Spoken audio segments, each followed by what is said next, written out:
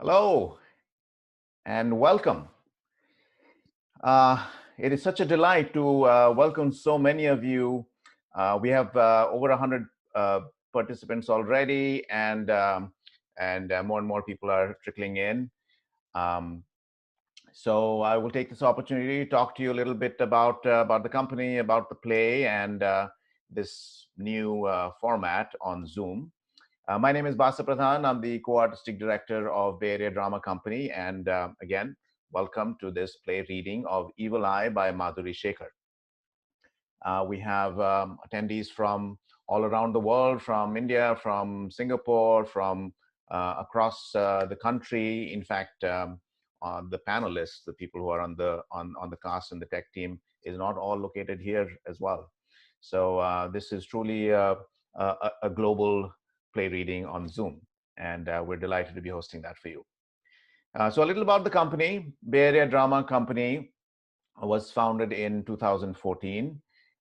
In the 5.5 years of our existence, we have staged 17 productions. So these are full-fledged stage productions of 17 plays.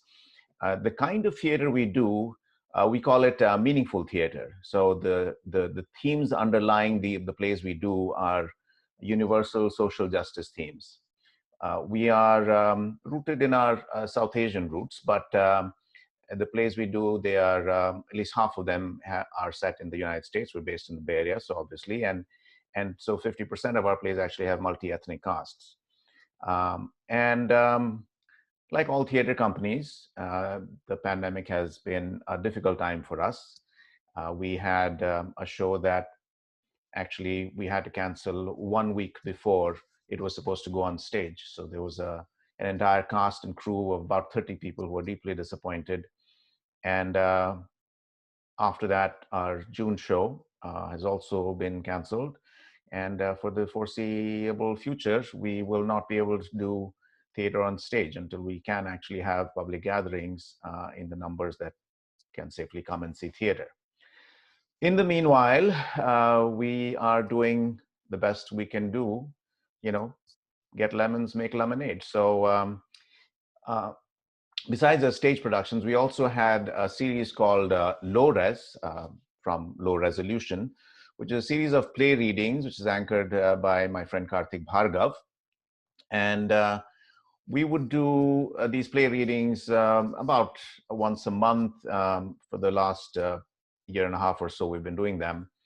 And the idea was to explore new scripts, scripts that we weren't sure were going to go on our main stage, but we liked them, and we wanted to explore the script and talk to generally an audience of theater community people. So we had these play readings from time to time. We called it low res, and we would do them in our studio and put together a cast. And the idea of a play reading, for those of you who aren't aware of it, is that you don't really, you don't spend a lot of time in rehearsal or on the production side, or costumes or sets or anything. It's very lightweight. It's more intended to explore the script itself. So we would pull together a cast and do it in our studio and have a small audience there. But obviously that's no longer possible because of the pandemic. We can't actually use our studio for these kinds of things. So we decided, why don't we take low res and extend it to the medium of the medium du jour, which is which is Zoom. And so this is what we have for you, low res on Zoom. And it turns out that low res on Zoom, when we do a play reading on Zoom, you can actually invite people who don't even live in the Bay Area. So that's in a way an advantage for us, and we're putting full advantage of it. And we've invited people who have joined from all over the world, as I just said. So that's about low res. This is our second play in the amended series low res on Zoom. It's called Evil Eye. It's by Madhuri Shekar, and the play is originally, actually it's written as an audio play.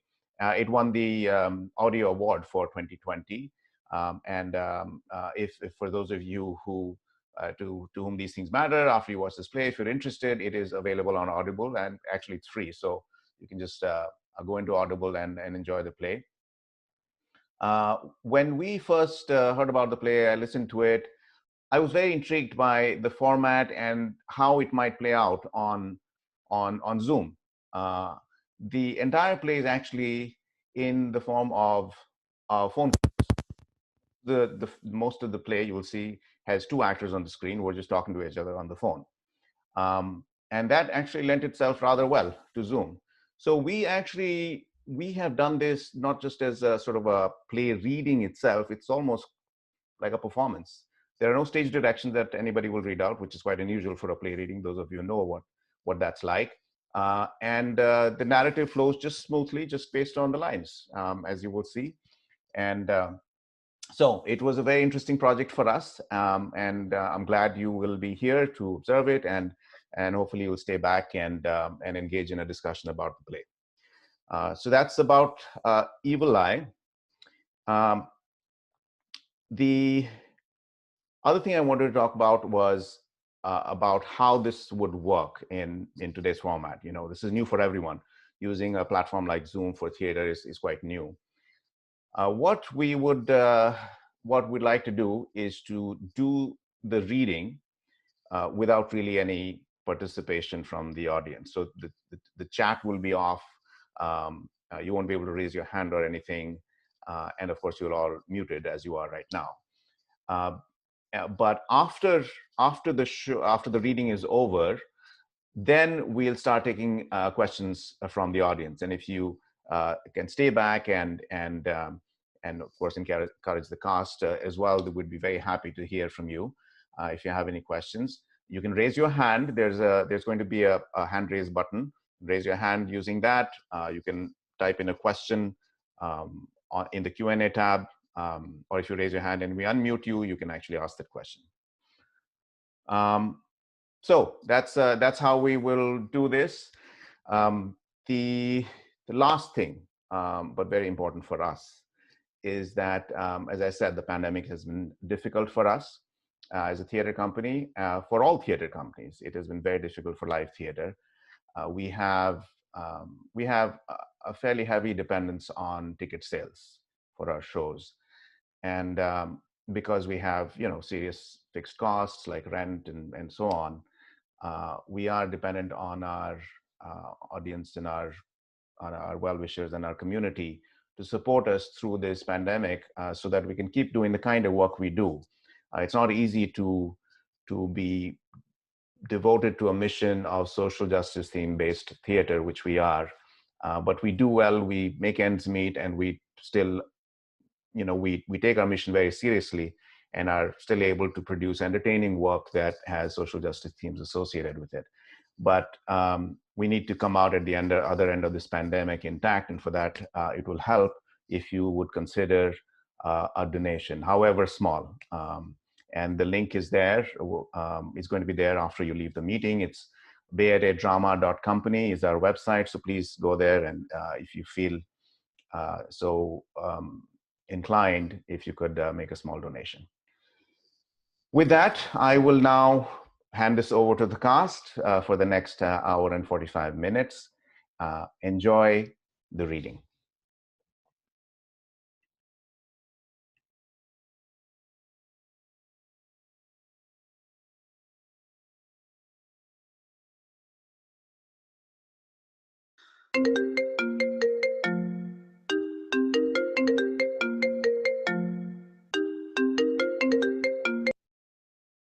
Hello? Hello. Yente, you are still sleeping? Yeah, it's Christmas morning, Amma. It's a holiday. Oh, okay. I forgot. I'll call you back later. No, it's fine. I'm awake. What's up? Yaundi. Abhishek's marriage got fixed. Okay. Your cousin is engaged. Okay. Shobha auntie called me to tell me all about it. Okay. Amma, are you sad about this? What do you think? Amma. He talked to her once on Skype and said yes. That's all it took. The engagement ceremony is going to happen soon. He's going to come back home to Delhi for the engagement. Okay, cool. Inka Vinu. She studied BTech and is working at TCS, exactly like they wanted. Must be nice to have low expectations. Yes, exactly. Why can't I find anyone like that for you? We have to go over this again? Right now? It's a holiday. Huh, I'm failing you as a mother. You're not. Lede, I never should have left America. I should have come back to India only after finding you a husband. This is all my fault. I was too selfish. Uh, What? Uh-huh. what do you want me to say, Ma? It's not your fault. I just hate being set up. I don't want someone to be like bound for me. Just leave me alone, okay? How can you say that, Chinna? You're turning 29 soon. So? 29 is the year Guruji said you would get married. I thought he said I'd get married at 22. Aune. Well, he said if we didn't get you married before you were 22, we wouldn't have much luck till you were 29. Oh no, how awful. Avunu Mari. So, we are approaching that important time in your life. Okay, so why worry about it now, Ma? Fate has it taken care of, right?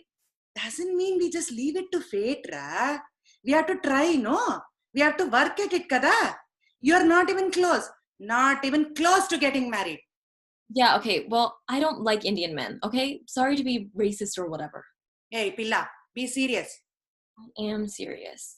You know I don't like jokes. Not about marriage. You don't? Yeah, sure. You have to be smart, Ra. You can't assume it will just happen, like in your movies and all. Huh? It's not easy. If you're not smart, you can get in a very bad situation. Why do you always have to assume the worst? I'm your mother, no. Anyway, what are you doing today? Anything Christmassy? Nothing, I'm just going over to Sonia's, ordering Chinese food, our usual tradition. Chinese, ah? Why are you ordering Chinese food? You can make something, no? Make my gongura pulskura. Maybe next time. I don't have all the ingredients at home. Sarileve, just use any vegetables you have.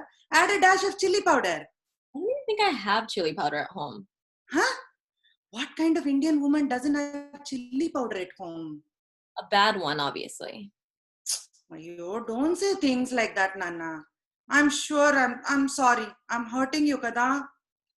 It's okay, Amma. I'm just tired, okay? Yes, yes. I'll let you go back to sleep. Love you, Rapandu. Love you. Mm.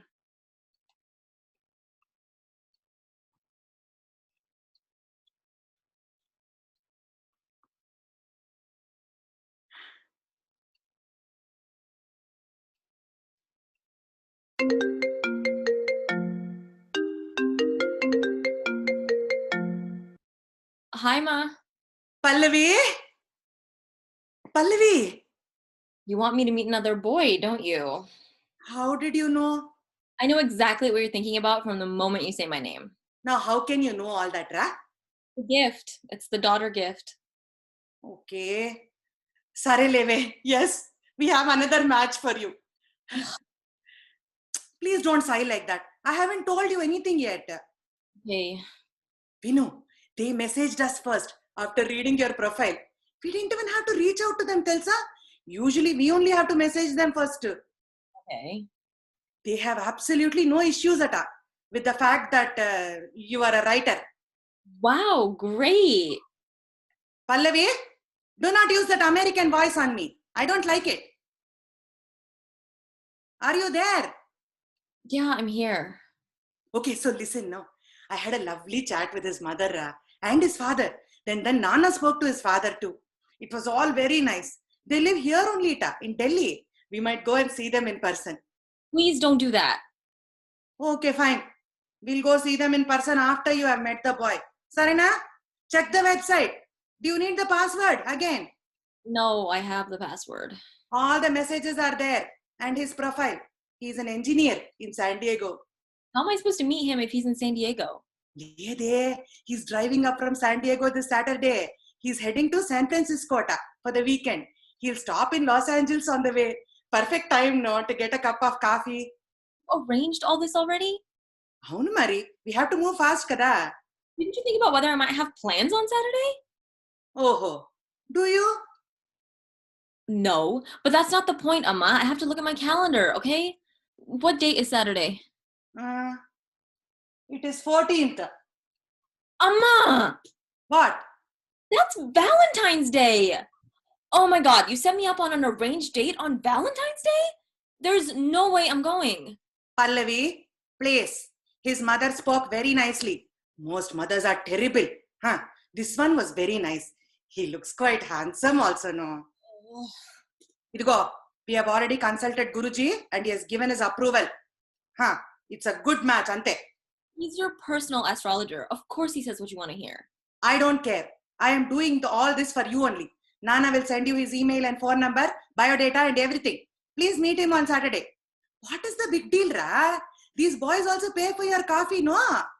I just got to work, Amma, okay? I'll talk to you later. Hey, Agave. First tell me you will meet him. Fine, I'll meet him. Whatever. Good. Love you, Nani. Talk to you later. Bye. Bye.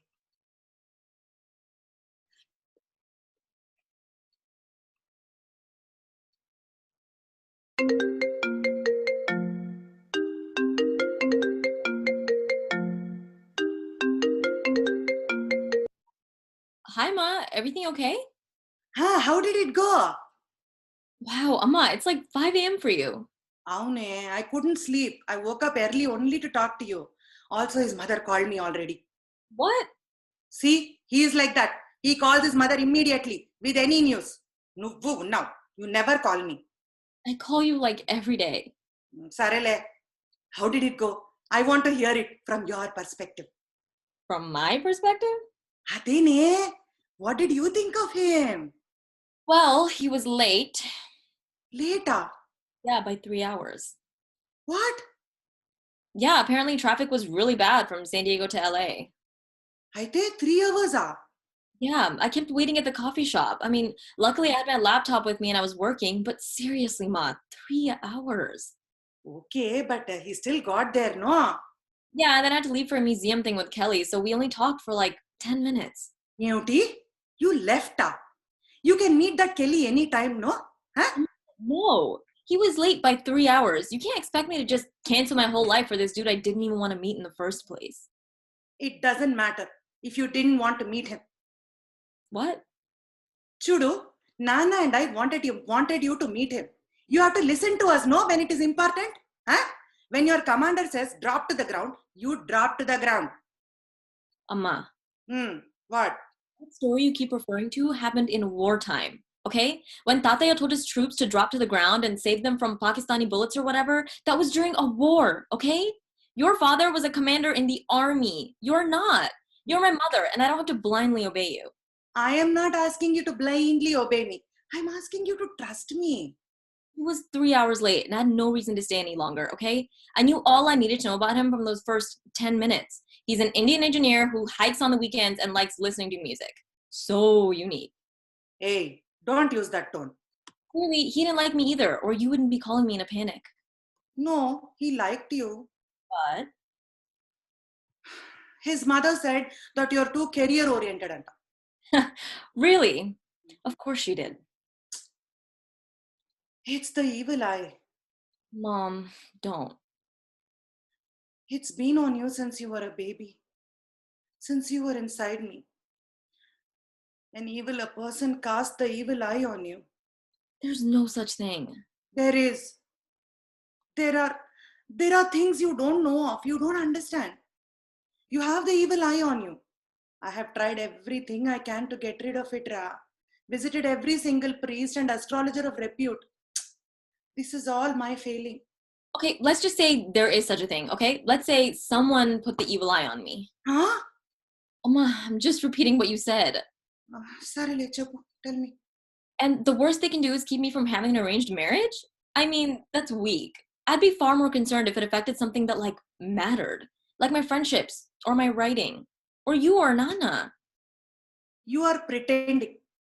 Pretending about what? Like you don't care about getting married. But why do you think I keep doing this, Chinnari? Huh? Putting up with one terrible family after another? All of this heartache, all of this constant searching? Yeah, why do you keep doing this? Why can't you let me find someone on my own terms? You can, Ra Bangaram. Of course you can. But it's just that the heart gets confused. The heart? See, if I am not there to help you to make the right decision, I don't want you falling in love with the wrong man. That is the worstest thing that could happen to you, Ra. You're asking me to trust you, but you don't trust me at all, do you? Of course I do, Pallu. You really don't. Why are you scared of me falling in love? I know what marriage is. You find someone close enough and you make it work. I just want you to be happy. Are you happy? I will be happy once you are married. You know, I don't think that's true. I'll bet you like $1,000 that even if I found the perfect guy tomorrow, you'd still find something to worry about. That's just who you are. I will gladly take that bet Really. because that would mean, my Bangaram, that you would have found the perfect guy. Look, I appreciate your good intentions, Amma, but you have to leave me alone, okay? You just have to. I've had enough. Okay. I have to go now, okay? I have a million papers to grade before class tomorrow. I'll talk to you later. Okay. Okay, bye.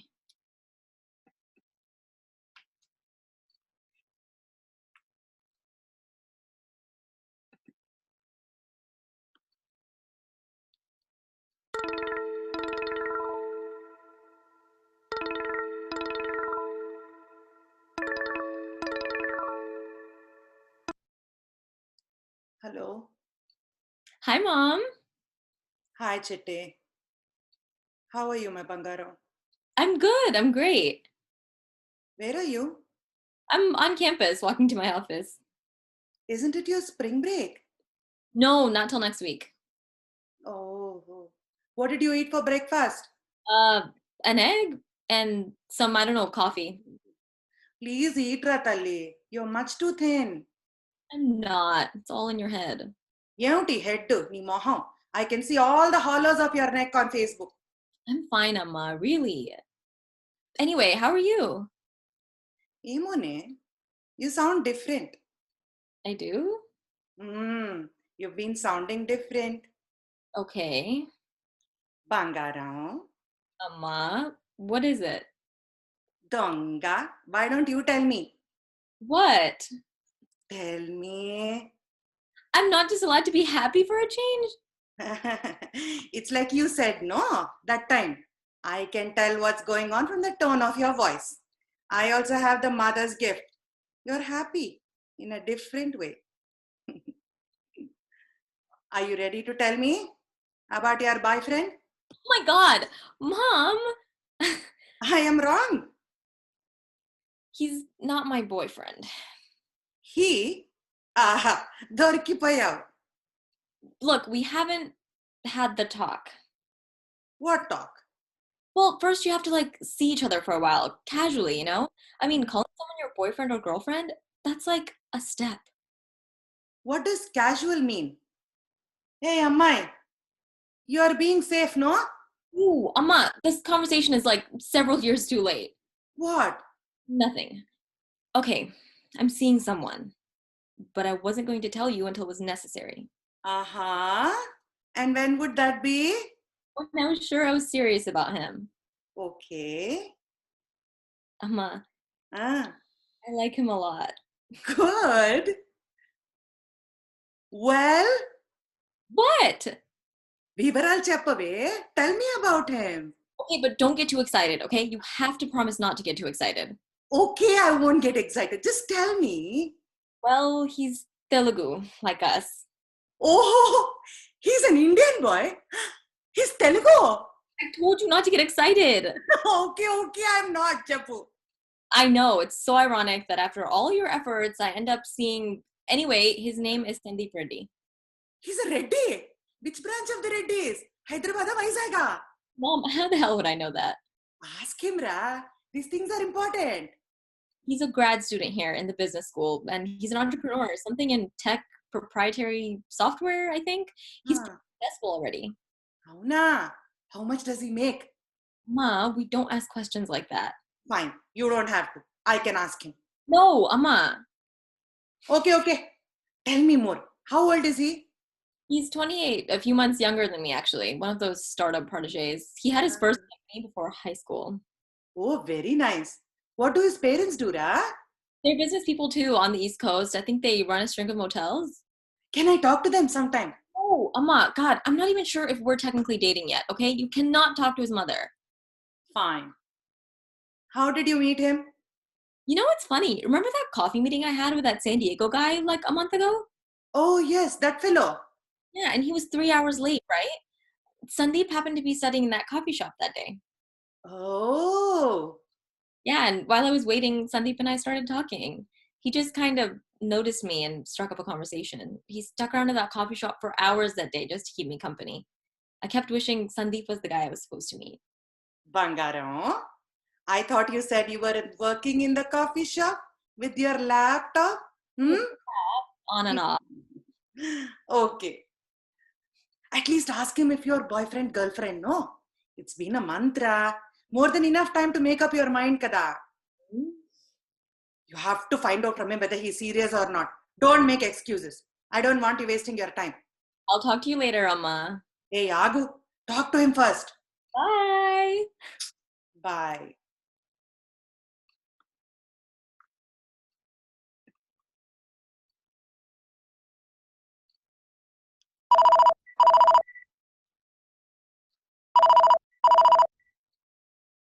Professor Krishnan speaking. Hello, Yandoy. Are you busy? Usha, everything okay? Yes. I tried to call you on your cell phone, Andy. Oh, sorry. Must be on silent mode. I'm sorry to call you at work. What is it? Yento, Andy. I don't know. Hmm. I I I don't know why, but I don't feel right about this boy, Andy. Sandeep. Hmm. But why?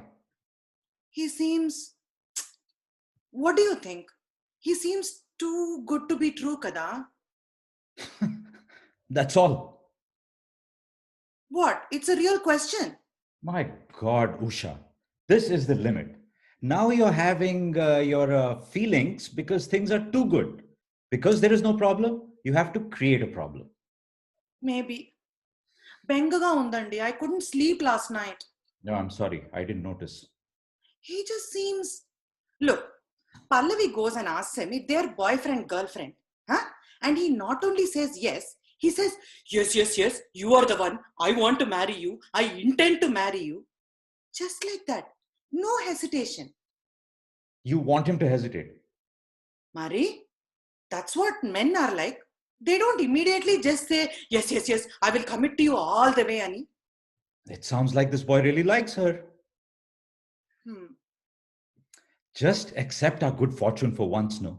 In all of our efforts, we could never have found a boy like him. Don't you understand?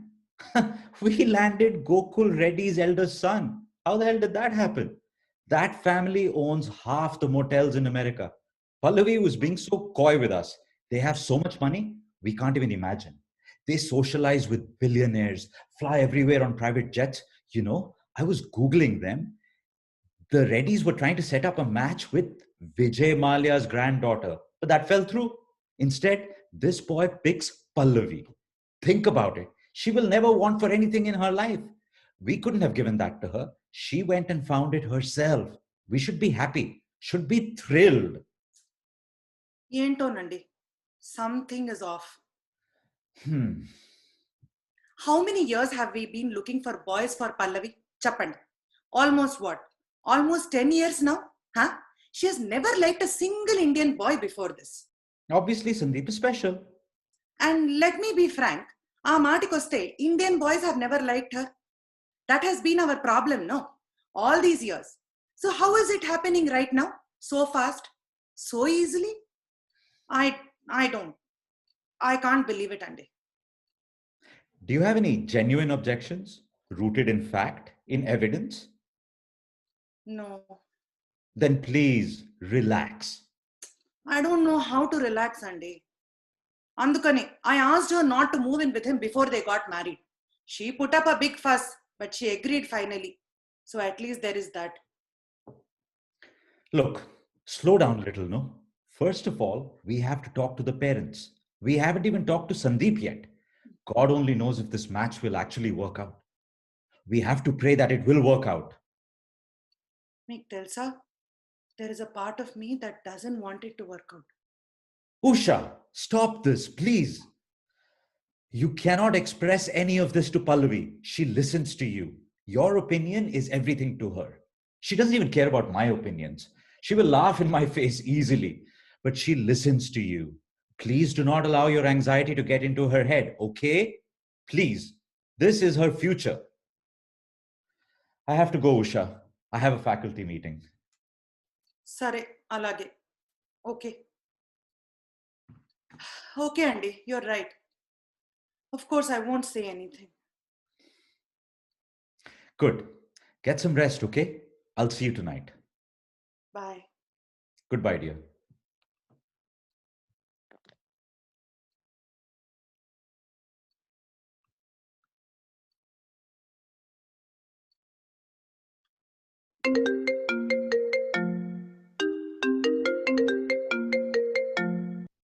Hi, Ma. Just a sec, okay? Huh. No, throw those out.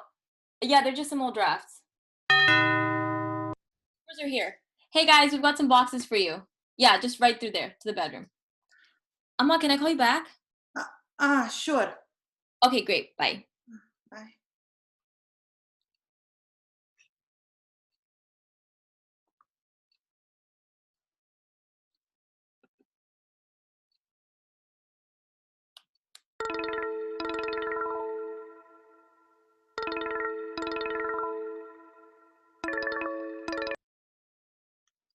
Hello, Pandu. Hi, Ma. I'm not waking you up, am I? No, I'm up, Chapu. What was all that before, Ra? I moved. What? Yeah, to a much nicer apartment. What nakin chapakundane? How? When did this happen? Sandeep went apartment hunting with me, and we found this amazing one bedroom in Silver Lake. An actual one bedroom, Mama. I don't have to shower in my kitchen anymore. Ammaya, good. I've been telling you to find a better place. Yeah, I love it. There's so much natural light. I'll send you pictures. Wait, you have actually properly moved already, huh? Yeah, we hired some movers, like actual adults. I'm all set. Surrounded by boxes, but pretty much all set. Oh, Avuna. You don't sound super happy. Get excited. I have the most gorgeous view of the mountains. But what changed, Shina? You said you couldn't afford to move for years now. Sandeep is helping out. What? Yeah, he's splitting the rent with me. But Pallavi, Don't worry, Amma, okay? We're not living together. You can still save face with the family or whatever, okay? He's just helping me out with half the rent. but I don't understand, Nana. He wants me to live in a nicer place, and he can afford it. Amma, I told you this was serious, right? Do you actually have a problem with it? No, no, that's very nice of him. I wish your father and I could have given you the money, Pandu. Please don't think like that, okay? He's really well off, Amma. This 1,000 a month is like a drop in the bucket to him. I'd be crazy not to take him up on it. Okay. Ain't $1,000, huh? Yeah, it's an amazing deal. In this neighborhood, forget it. And if it makes you feel better, he said it's his early birthday present to me. Pandu, I called yesterday because Yeah? I called to Bangaram. Can you get me his date of birth and his time and place of birth, please? No. What? Why? I'm not checking our horoscopes to see if we're compatible, okay? You know I don't believe in that stuff. You don't have to believe in it, Chinna. I'll believe in it for you. Amma, I'm saying this respectfully, but it doesn't matter, okay? I don't need you getting in my head if you don't like the results.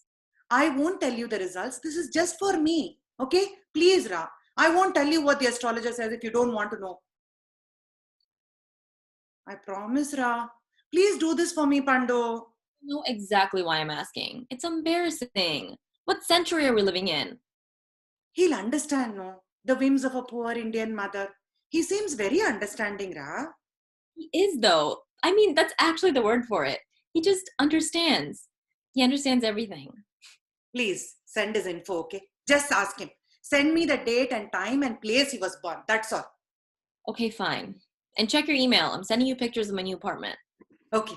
Send me your new address too. Love you, Bangaram. Love you, Ma. Huh.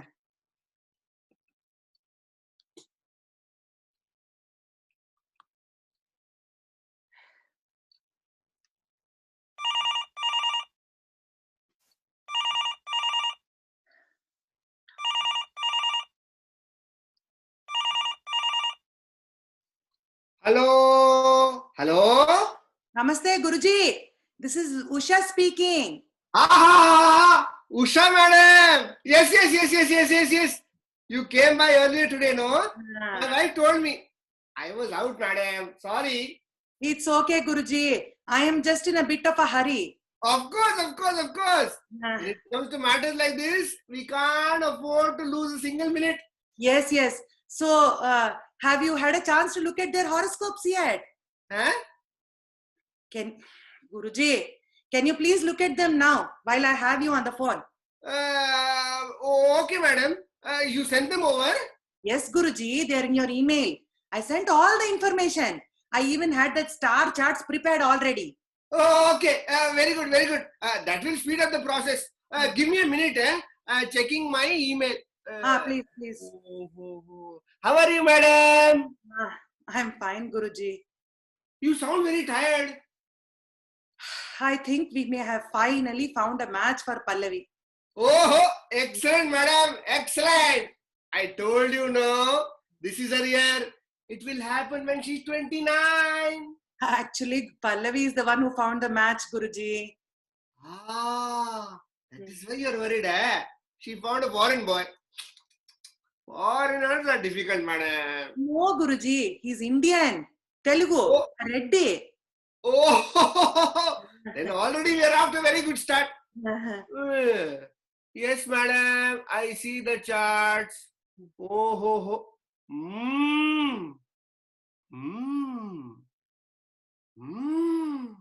Guruji, what is it? My God, Usha, madam. I have never seen anything like this. Oh, God. I knew it. I have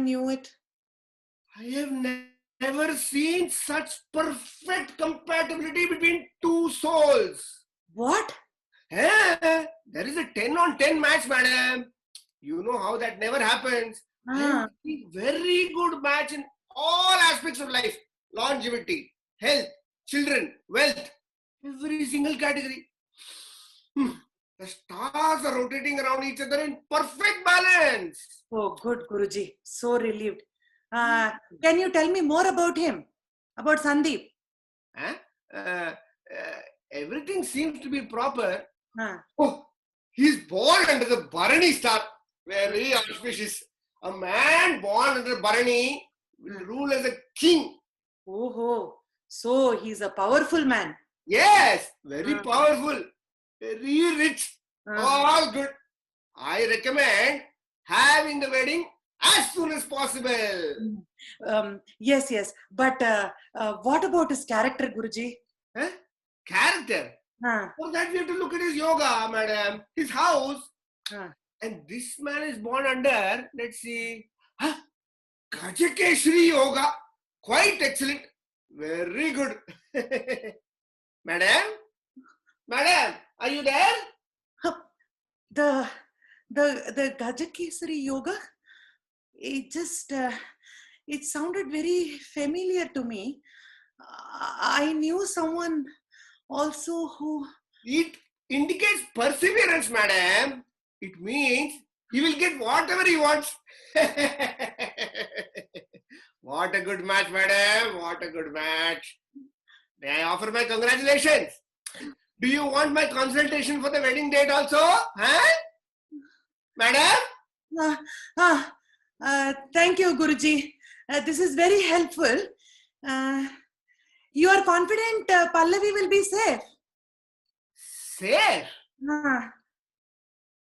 Well, her horoscope doesn't say anything to that specifically. She will live a very long life. There is nothing to worry about that, madam. Okay. All right. I tell you that, madam. This consultation is free. No fee for me. Oh, really? How many horoscopes I have seen for her? 200, 300. Now finally we have the final one. So Correct. this is my treat. Hmm. One question. You will have the wedding here or in America, madam? I don't know yet, Guruji. But thank you. I will call you if I have any other questions. Huh? Of course, madam, of course. Blessings to you and your family. Okay, Guruji. bye. Namaste.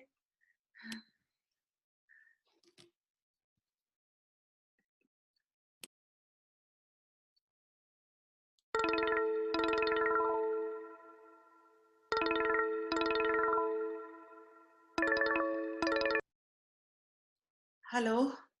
So you are awake. Why are you up, Amma? Isn't it like 3 a.m. in Delhi? Haune. How did you know I was up? You just liked my photo on Facebook. Of course. I'm finding it hard to sleep these days, Ratalli. I'm sorry, Mom. Is Nana snoring? Maybe that's why it's hard for you to sleep. Maybe. Are you at work? No, I'm home procrastinating. On what, Talli? I'm getting back to my novel, but day one of writing and I'm already wasting time on Facebook. Oh, I'm so glad you're writing again, Nana. I know. About time I actually used that writing degree for writing and not babysitting undergrads. So you're not going into work today or Well, actually, I quit. what? I quit.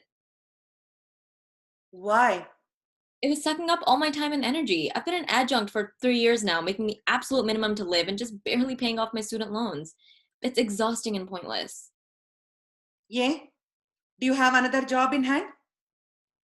Amma, I wish you would just start being happy for me. Happy for you? You know how terrible this job has been. Yes, but what are you going to do now? I'm going to write. But how are you going to live? On what? That's the thing. I don't have to worry about that anymore.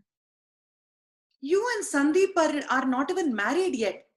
Pallavi, this is highly irresponsible. Would it make a difference to you if it was you and Nana supporting me as I wrote my novel? Even if we could, we would still expect you to work. Huh? You can't just give up your independence just like that. Pallavi. So now you care about my independence? What? Because you never seemed to care before. You never seemed to care that I was independent this whole time. What are you talking about? I'm just saying, this is all moving too fast, no? Too fast? Too fast. I mean, why do you think this is all happening so fast? Do you know what our whole relationship has been, you and me? Pallavi? Let me talk, Amma, okay? Do you know what all these years of pressure have done to me? Now you're suddenly concerned about me being in a relationship when this whole time, all these years, do you know how unhappy I've been? Even when I was having a good life and taking care of myself and paying my bills, you still made me feel like I wasn't a good daughter. All because I was single. Do you know what that feels like?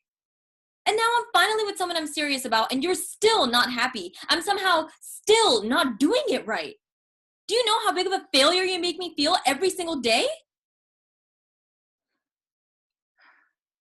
Pallu, do you love him? That's all I'm saying. That's it. If you don't, And now you care about love. You're such a hypocrite, Amma. Chinny, don't be hurtful. You know, I don't know why I cared so much about what you thought. All these years.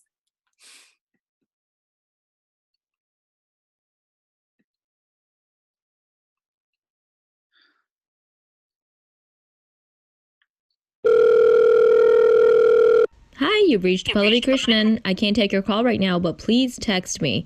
Text me.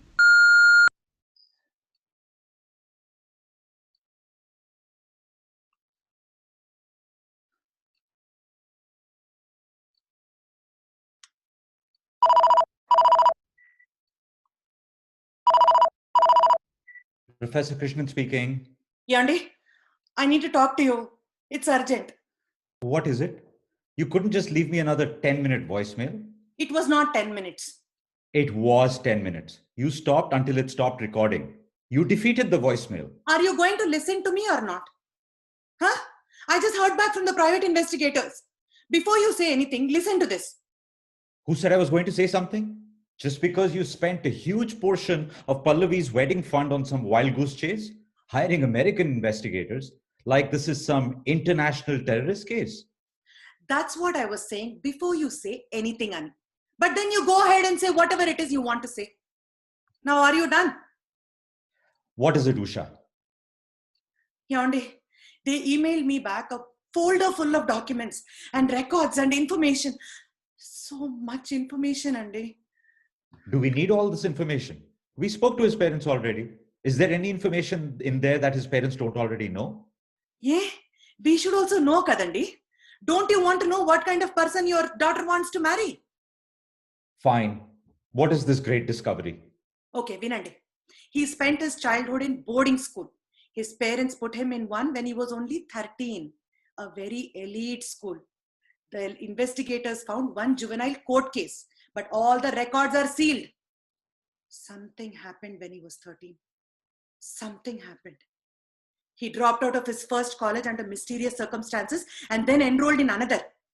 There must have been some sort of payout, Andy, some bribe. And he has had a string of girlfriends going back to his school days, all short term. No commitment, no long-term girlfriends before Pallavi. And Andy, none of them wanted to talk about him, Tilsa. The investigators couldn't make any real contact with any of the women he dated. They don't want to talk about him, Andy. None of this actually means anything. How can you say that? This is all speculation. You're imagining the worst. The court case could have been resolved around anything. He could have been the victim for all we know. The victim? The victim of what, Andy? Who has a sealed court case because they were a victim? Huh? This is outrageous. You are committing a huge violation of privacy. What if someone investigated us, huh? What if they looked into the details of our lives? The way we fled to America after Pallavi was born? Do you want someone asking questions about your past? What would they think of you? My God, I can't believe you. If his parents ever found out, His parents know exactly who he is. They are scared of him.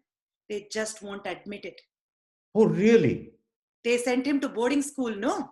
One of the most expensive boarding schools in America. You know who else went to boarding school? The best, most elite boarding school in India. You know, Andy. You know exactly who. Ah, these parents, they know. They sense it when their sons are young. They know that there is something dangerous about them. They get scared and they send their sons away so they won't have to deal with it themselves. They blind themselves to the truth about their children. What are you even talking about? Doesn't he remind you of someone, Andy? Huh? Boarding school, brilliant mind, an inventor, an entrepreneur, wealth, power, charm, a string of girlfriends. Yonde, doesn't he remind you of someone? These are all superficial similarities. How do you know? And more importantly, Usha, please listen. What happened to you will not happen to our daughter. She won't let anyone take advantage of her. She's not like that. She's never been like that. You're right. She's not like that.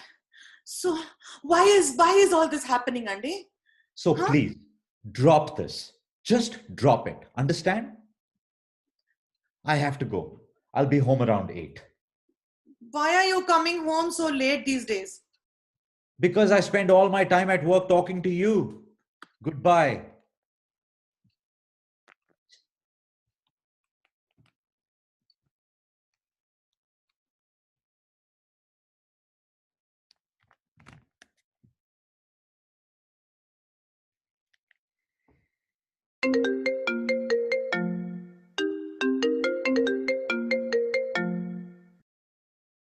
Hi, Dad. Hi, Pallu. How are you, Chinna? I'm fine. How are you? Oh, good. I know why you're calling, Dad. Pallu, I'm talking to her. You are? Yes, you don't get upset because of Amma, okay? Don't get worried about Sandeep. Your mother will be fine. I'm asking her to see a counselor again. Why is Amma like this? She hasn't had an easy life, Pallavi. Yeah, her childhood, I know. It's not just her father, Pallavi. What is it then? Nana, you have me worried. What's going on? No, nothing like that. It's just, Pallu, before your mother and I got married, a few years before we got married, she had been in a relationship. One boy she met in college, and And? it became a very bad relationship. How bad? What can I say? He was a very bad man, Pallavi. He was dangerous. Didn't like to be rejected, you know? Your mother was very lucky to get out of it when she did. She she had to escape from him. Shit. Nana, why didn't you ever tell me about it? Why tell you about all this? It was just some boy that she long before your mother and I got married. I'm just telling you now so that you can understand. Understand what? What's going on, Dad? Is he bothering her now? No, he's dead. After Amma and I got married, just before you were born, he died. That's one small mercy, I guess. I mean, Nana, did he. What did he do to her? I don't know all the details, Pallu, but she never fully recovered. Never really moved on from him, if that's the right expression. Oh, I'm so sorry. Why are you sorry, Chinna? I'm just so sorry. That's so terrible. I mean, poor Amma. No wonder, you know? Yes, Shit. I wish I knew. I was really short with her on the phone the other day. It all makes so much more sense now. But Nana, why on earth is she worried about Sandeep? She doesn't think all men are like that, does she? I don't know, my dear. I'm sure once she speaks to him, it will all be fine. And why hasn't she spoken to him yet? It feels like she's deliberately avoiding him. No. We spoke to his parents, no? She'll speak to him soon. Hey, babe. Hey, want to say hi to my dad? Yeah, of course. Nana, guess who just got here? Who? Hey, uncle. Sandeep. How are you, my boy? Just splendid, uncle. You know, I'm sorry we didn't get a chance to talk more the other day. I had to head to class. You know how it gets. Of course, of course. It was very nice to talk, however briefly. And Auntie and I had a very nice Skype call with your parents this week. Oh, well, that's fantastic. You know, I'm so glad you guys connected. Uncle, my parents are nuts about Pallavi. I mean, they can't believe my luck. They freaking adore her. You know, they said, we don't even care if you marry her, Sandeep. We'll adopt her if you don't. But I guess you guys can figure that out yourselves, right? Uh, very good, very good. So, is Auntie around? She's taking a bath right now. She's also very eager to proceed in the matter, so to speak. Well, you know, I know it feels a bit old-fashioned to get married as quickly as we do, but it's Pallavi, you know? Yes, indeed. Just a sec. Hey, did you take your car out for street cleaning? Oh, shoot, you're right. You okay talking to my dad? Yeah, of course. Hey, uncle. Hello. Yeah, so I think Pallavi just stepped out for a sec. I wanted to ask you this formally if I could. What? So, you know, I know Pallavi and I have been on the same page, but before I can propose to her officially, you know, uncle, I want to ask you for your daughter's hand in marriage. What is all this formality, Sandeep? Please, uncle, it would mean a lot to me if you gave me permission to marry your daughter. She is her own person, no? Usha and I will support her in any choice that she makes. Yeah, but uncle, please. Okay. I give you my permission. Okay, child? So gentlemanly of you. Not many gentlemen left these days. Yeah, you know, it's just important for me to do things a certain way. Of course. Oh, Auntie just came out of the bath. Oh, wonderful. You know, I'd love to talk to her. 1 second. Sandeep is on the phone. Oh, okay. He asked for you. Why don't you talk to him? No, it's okay. You can talk. Usha, he will mistake us if you don't talk to him. Just talk to him, no? I've just come out of the bath, Andy. He can't see you. Just take the phone.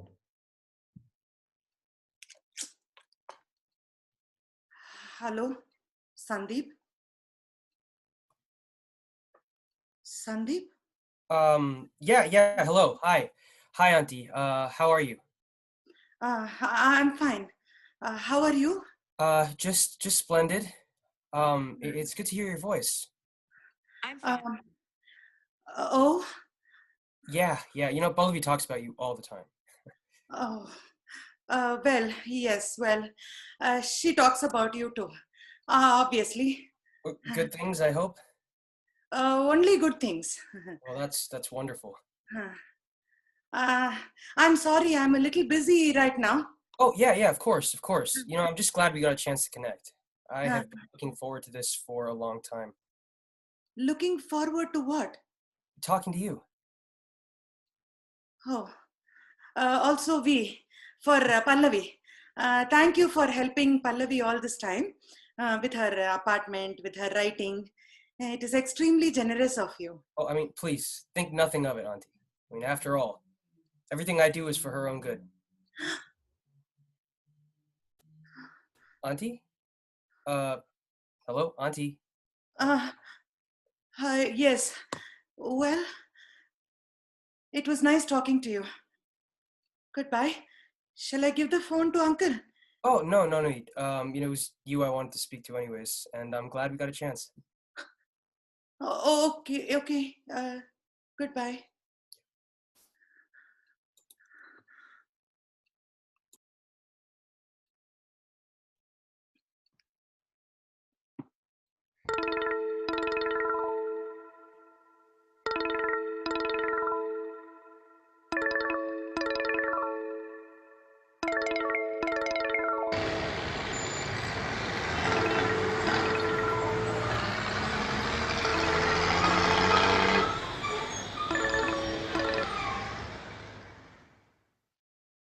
Hello, Yandi. Where are you? Why are you cutting off my calls? Usha, are you there? Uh, yes, I'm right here, Andy. Where are you? I'm out. I had to leave the house. Why? I just had to go. Where are you? Why did you leave without telling me? Telling anyone? No note, no replying to messages, not picking up my calls, just took the car and disappeared. I just needed some time to think, Andy. Think about what? Yeah, Andy. What, Usha? You're worrying me. You've not been acting like yourself. I'm at the Jamuna Bridge. Why? Why are you there? I needed to think. So you go back there? Yes. I needed to ask him some questions. Who? Mm, Usha? mm. He's dead. He's been dead for 30 years. I don't know. So that big public inquest, that funeral that dominated the papers, all of that didn't happen. Oh, I think he died, Andy. But I just don't think he ever went away. Stay there. I'm coming in a cab to get you. I don't want you driving home in your state. Evandoy, you were right. About what? Pallavi is not like that. You see, she's not like me. So why is this happening? Huh? How did this man get into her life, Andy? How is he living the same life all over again? How can he do this? What are you talking about? I think it is him. What? I think it is him. It's Sandeep. Sandeep is him. What? I knew he would never leave me. I knew a little thing like dying didn't mean that he would go away, Andy. He promised me that he would never leave me, never leave us alone. And now Now he's back. Okay, I'm leaving now. Please get inside the car and stay there. Promise me that? You think I'm crazy, no? What do you want me to do, Usha? What should we do? Please tell me. Should we try medication again? It helped, you know. You were seeing him around corners for years, but ever since we came back home to Delhi, you've been fine. What changed? Sandeep told me on the phone that everything he does is for Pallavi's own good. Huh? That's what he would say to me every time that this is all for your own good, he would say. That's all. But I had forgotten to check for the obvious, Andy. The obvious? Huh. This morning, I checked for his birthday on his star charts and it was right there. Sandeep was born 9 months. 9 months after the day Pallavi was born, Andy. 9 months after the night he fell off the bridge. Oh, God. He never went away, Andy. Please stay where you are. I'll be there as soon as I can.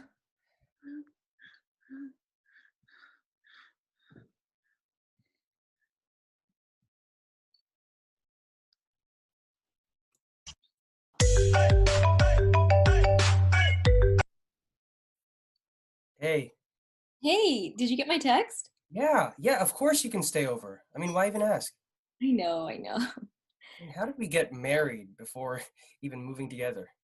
You know why. All for my mom and her old-fashioned ways. Yeah, sure. But in the same breath, she tells me that we're going too fast. Like, make up your mind. Well, are we going too fast? Do you think so?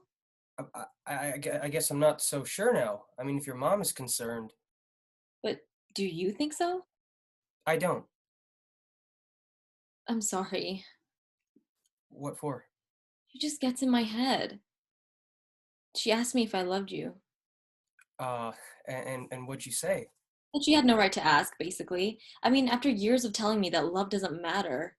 Yeah, I'm sorry. It's not your fault she's like that.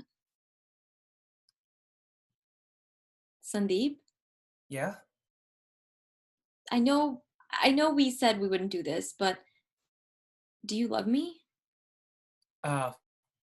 Well, I know, I'm sorry. it's like we talked about, right? It's hard to know what that is. I mean, what it's supposed to feel like, because, I mean, neither of us have seen it in our families. I mean, your parents have their whole arranged cordiality, and my parents just hate each other. You know, I feel like they stay married out of spite. I don't know what love's supposed to feel like. And you said, Yeah, I know. Me neither. I mean, but I do like you, you know, a lot. I like you. Uh, it's like we're in middle school. I want to be around you all the time. You know, I like the way you think. I like your serious face. I like your friends, and I'm glad that I get to be one of them. You know, I like how smart and capable you are, and how ambitious. I like that I feel better every time that I'm with you, and I like that you're the best part of my day. fuck. I love you. Well, fuck. I love you too. Well, there you go then. Hey, you know, I can't wait to see you tonight. Me too. I love you. I love you.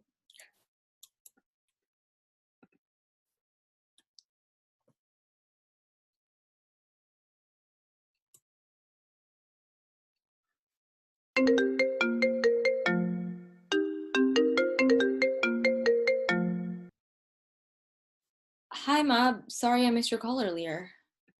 That's okay, Pandu. How are you? I'm fine. How are you?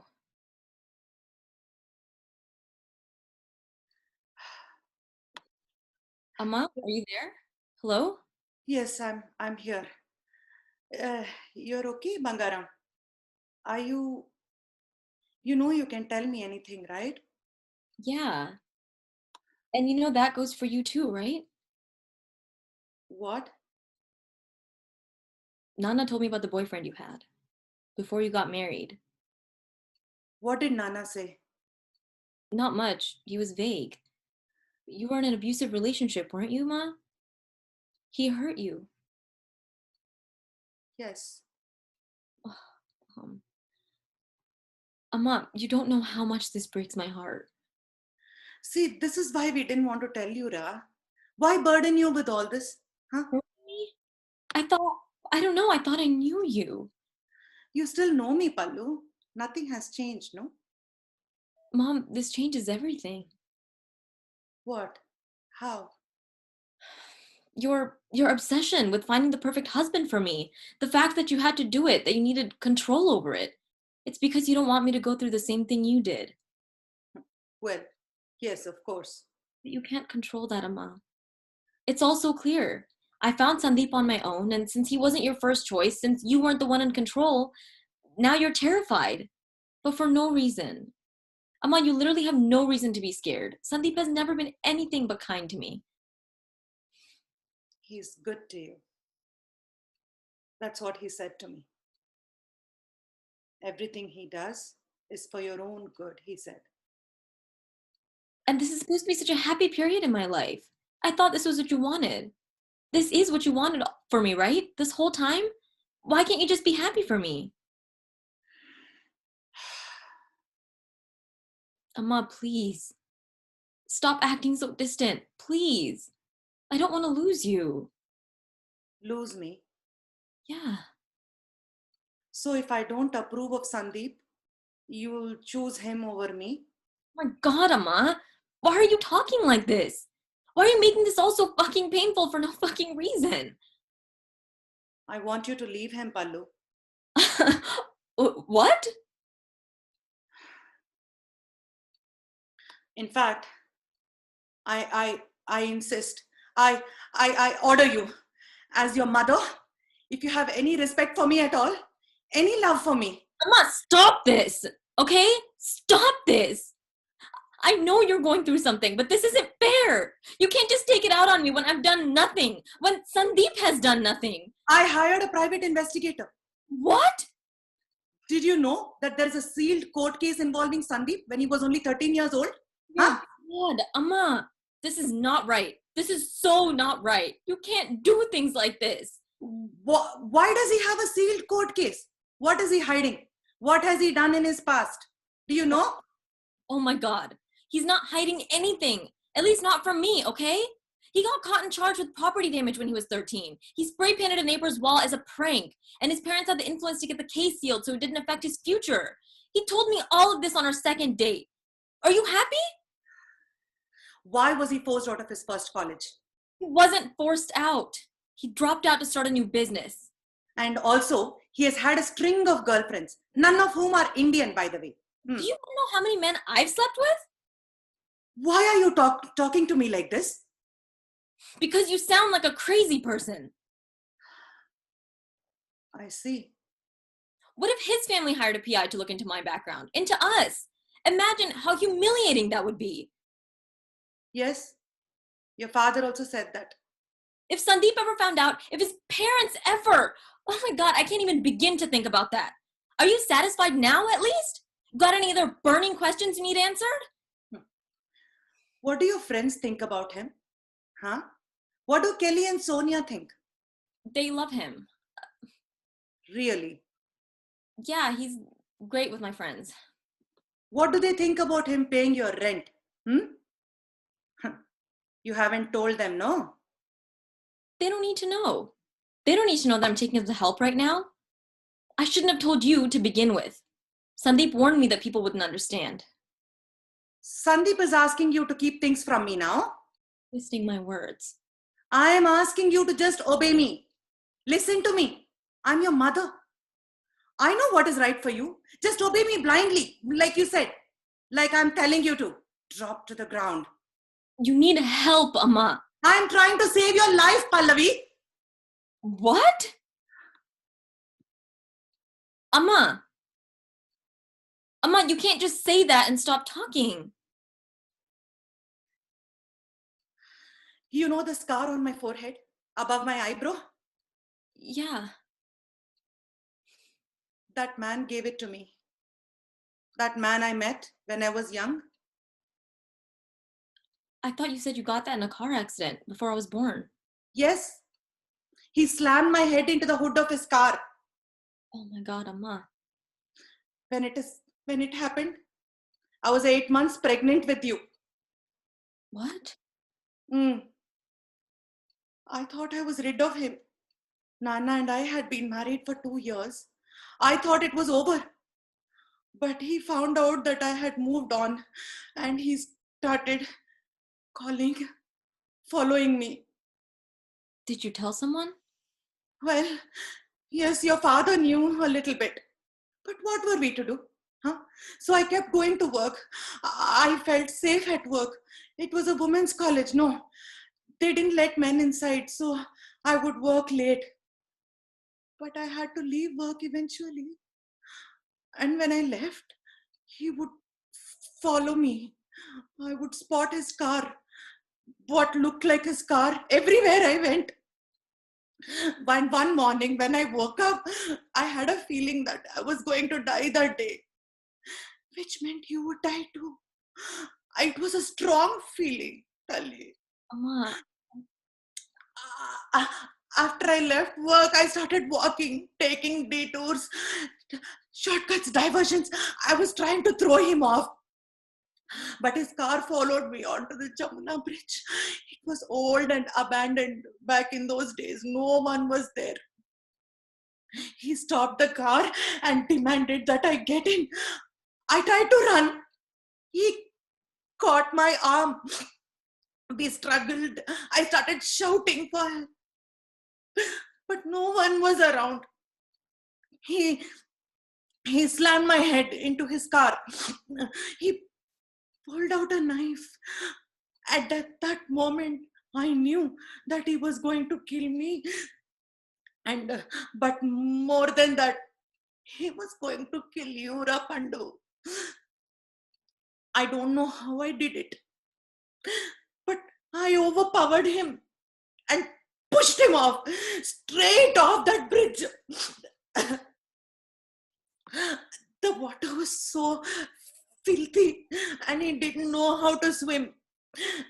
I was still seized by this madness where my body just took over. I found a brick by the side of the road, started his car, put it on the accelerator and let the car fly off that bridge into the river. And I ran. Thankfully, a rickshaw fellow drove by. The driver saw me pregnant.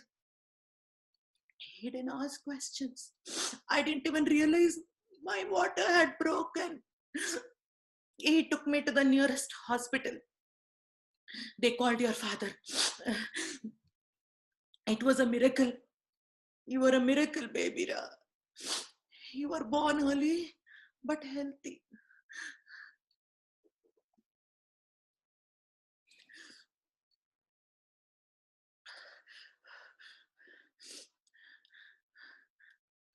Amma. Are you serious?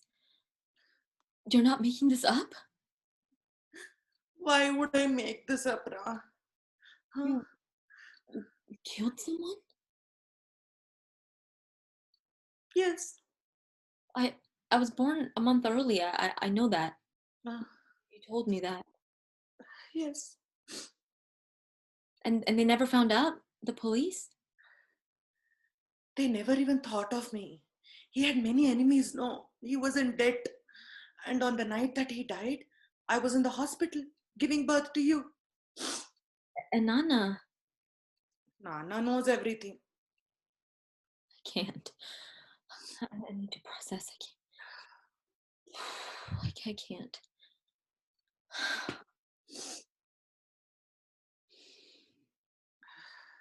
I mean, all this time you've been living with this, as long as I've been alive, and you never once told me. Why would I tell you, Pandu? Huh? I don't want to tell anyone. Don't want to think about it ever. But now I have to. It's all coming back, Pallavi. The whole time I was with him, I kept ignoring my instincts, my fears. I kept telling myself, no, Usha, it's all in your head. He's a good man. He wasn't. He wasn't. I'm telling you this now only because I have to. Because my instincts are telling me. Because you won't listen to me otherwise. What? What do you mean? Bangaram, have you noticed that Sandeep's birthday is 9 months after your birthday? Okay, I just...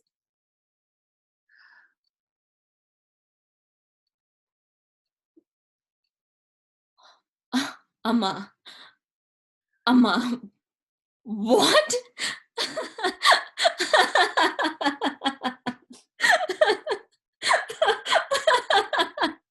Oh my...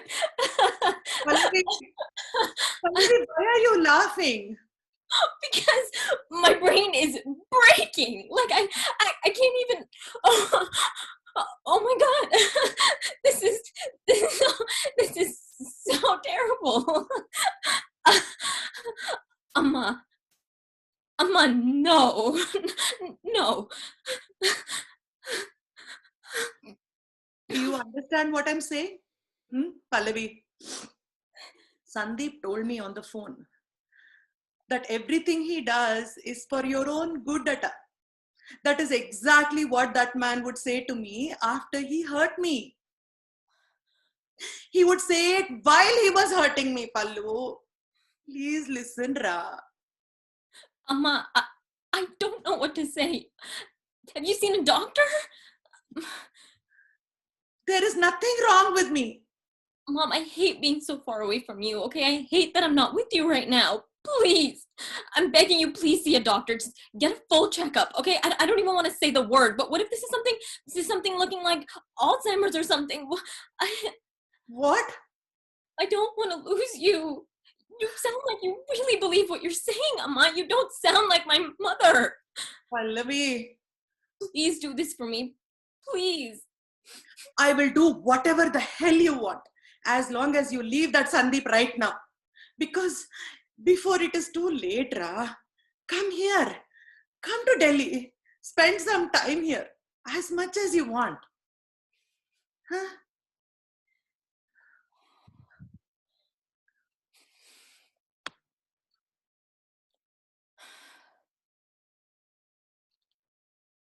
No. No, Amma. No? No. You keep saying you don't want to lose me, Pallu. But what will I do if I lose you, Tali? Huh? You are my life, Kada. Why are you torturing me like this? I want you to take a breath, Amma, okay? Everything's okay, really. Everything's fine. How about Sandeep and I make plans to visit Delhi soon? Like, really soon. Would that work for you?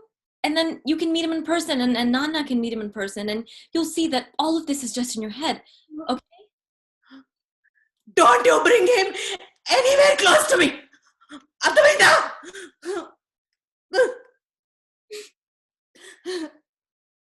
Oh, okay. I'm sorry, Amma. I don't know what to say, okay? I love you, but I don't know what to say. I have to go. If I keep talking to you, I'll just keep. I have to go. Okay, I have to go.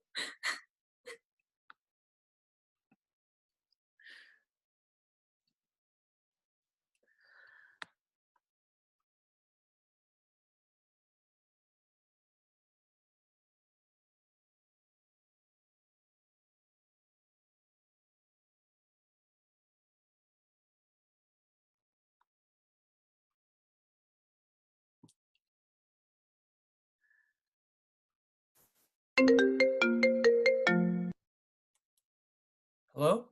Hello, Auntie? Hello, are you there? Pallavi stepped out. She said she needs to take a breath of air.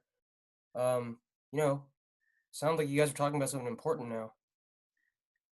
Hello, Sandeep. Oh, hey, there you are.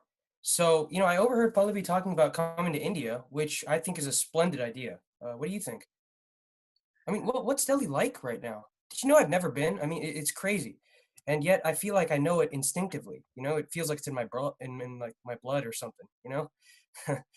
Yeah, I should visit. It would be the right time. be like a homecoming, you know? Pallavi could come, or not. We'll see.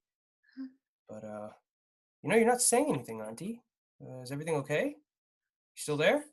What do you want? Well, I'd love to see you. I mean, I'd really love to meet you. You know, I want to thank you in person. For what? For Pallavi, of course, for creating her and for being the reason we met. What do you mean? Well, I believe that you set her up to meet with someone, right? Like some eligible bachelor or something. And that's what brought Pallavi to that coffee shop, you know, my favorite coffee shop. And when I saw her, I mean, God, it's hard to describe, you know, it's like I knew her already and, you know, that I recognized her. Isn't that weird?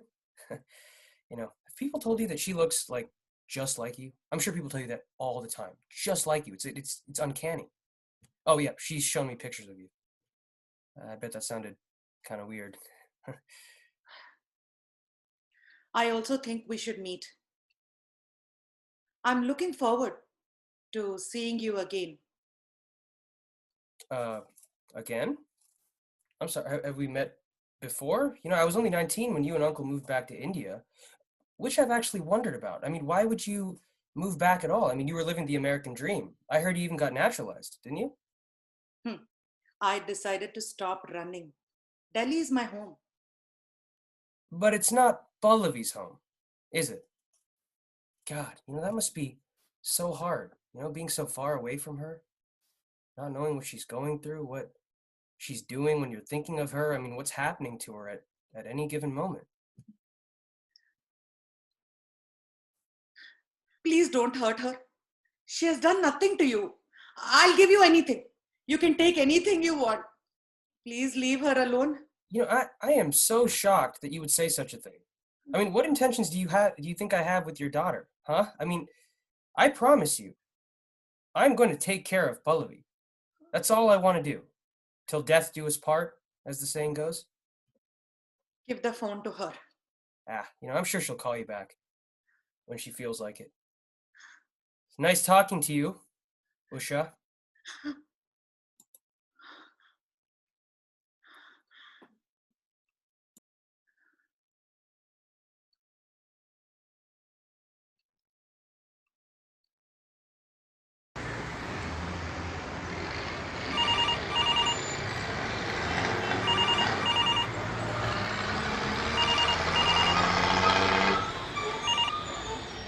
Hello. Hello, Guruji. Namaste. This is Usha speaking. Hello, Usha madam. How are you? I'm fine, Guruji. I'm on the way to the airport. Oh, off to America. Yes, Guruji. Last minute. Wedding planning. Eh? Guruji, I had a question for you. Yes. Can anyone escape their karma? Escape. Yes, if something is meant to happen and you run away from it or interrupt it, will it happen anyway? I see what you're asking. See, we cannot escape our karma, madam. We are meant to go through certain experiences because the actions of our former lives. For instance, according to our scriptures, na Guruji, if someone kills themselves, they interrupt their karma, no? And they will be born once again into the very same circumstances that led them to commit suicide. They cannot escape, no Guruji. They must live through those experiences, suffer through it. They cannot move on otherwise, no? Yes, that is right. But what if you were meant to be killed and you stopped it? What? What if Pallavi and I were meant to die 29 years ago, Guruji, and I stopped it? You could say that I interrupted our karma, no? I perverted the course of fate. But if fate will not be stopped, we cannot escape our karma. That is what we believe, isn't it? What will happen, will happen. Even if it is delayed, he will come back to finish it. Madam, I don't understand what you're saying. It doesn't matter, Guruji. You have been a friend. Okay, I'm at the airport. Thank you so much, Guruji. Thank you so much. You have been such a good friend. Hello? Madam? Ah. What do you mean? Hello?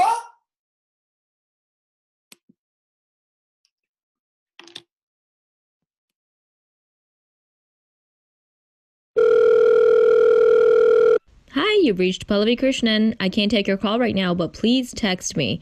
Text me. Pallavi, this is your father. Please call me back. Your mother has, my God, I don't even know what to do. She's at the airport right now. Can't talk in any sense into her. Call me back. Or you know what? Just call her directly, no? Call her, talk to her, calm her down. Okay, bye.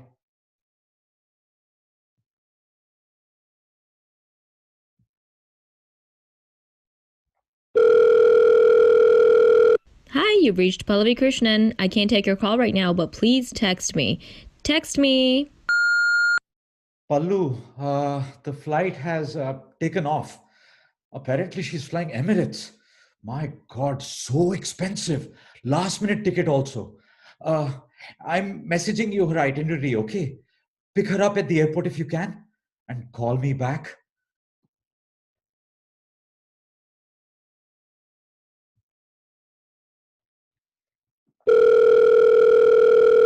Hi, you've reached Pallavi Krishnan. I can't take your call right now, but please text me.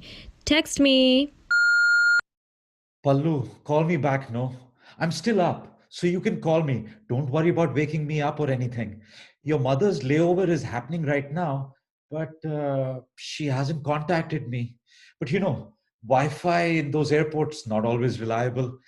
Anyway, call me back.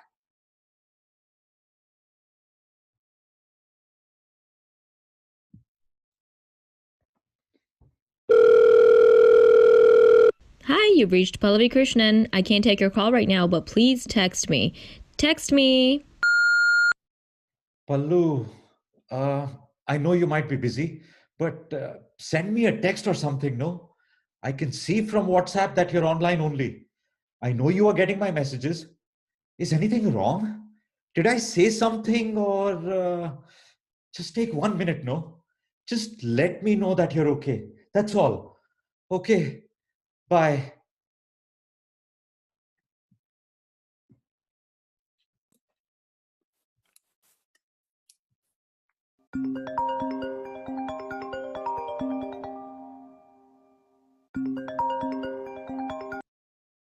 Hello? Hey, it's me. Oh, hey you. Sorry. I should know your number by now.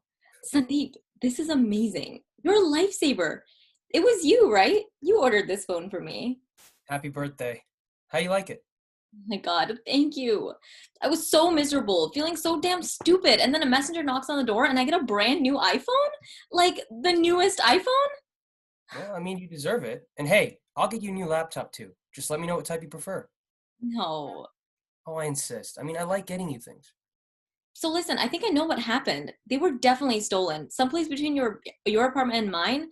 I don't know, maybe when I stopped for gas, but my phone and my laptop, they were both stolen. Why would you say that? Cuz I'm not able to set up my email on my new phone or Facebook or anything. I think someone logged in and changed all my passwords. This is a nightmare. Oh, shoot. I'm so sorry. There are ways to recover your password. Yeah, but they all involve verifying my identity through my phone, which is also lost or stolen. And it's my birthday. Oh, yeah. Poor you. Yeah, first world problems, I guess. But this is awful if I really did get hacked. I mean, it's such an awful feeling, someone having access to all your stuff.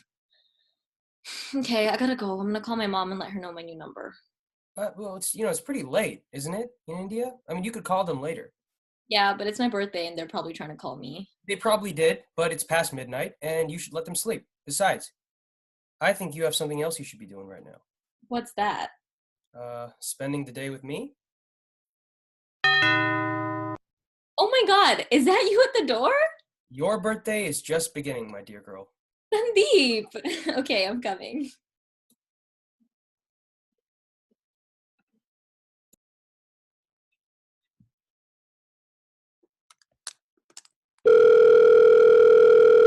Hi, you've reached Pallavi Krishnan. I can't take your call right now, but please text me.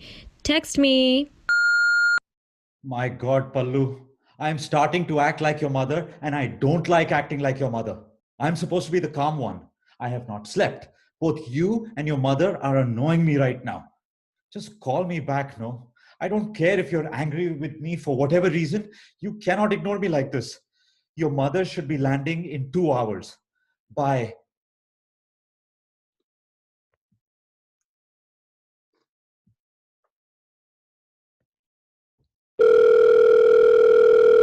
Hi, you've reached Pallavi Krishnan. I can't take your call right now, but please text me. Text me. Pallu, I have messaged your Facebook friends, whoever I could find. I found the Facebook of Sonia and your friend Kelly. That's her name, no? And I sent them both a message. They also called you, apparently. You're not picking up. And Sonia said that she hasn't been seeing you much lately. Why is that? You should see Sonia more. She's a nice girl. Okay. If you get this, just let somebody know that you're okay, no? Hopefully, your mother calls me when she lands. But who knows? Nobody cares about me. I'm just the father after all. Call me, text me, something. Okay, bye.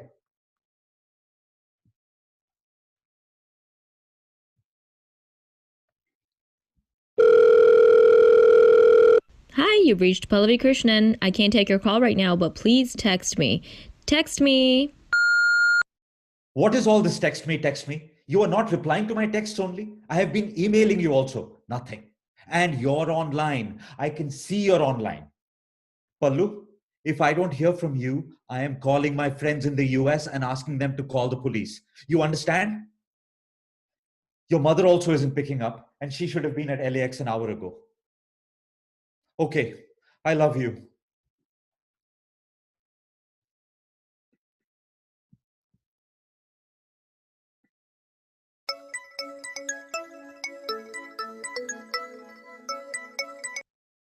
Usha?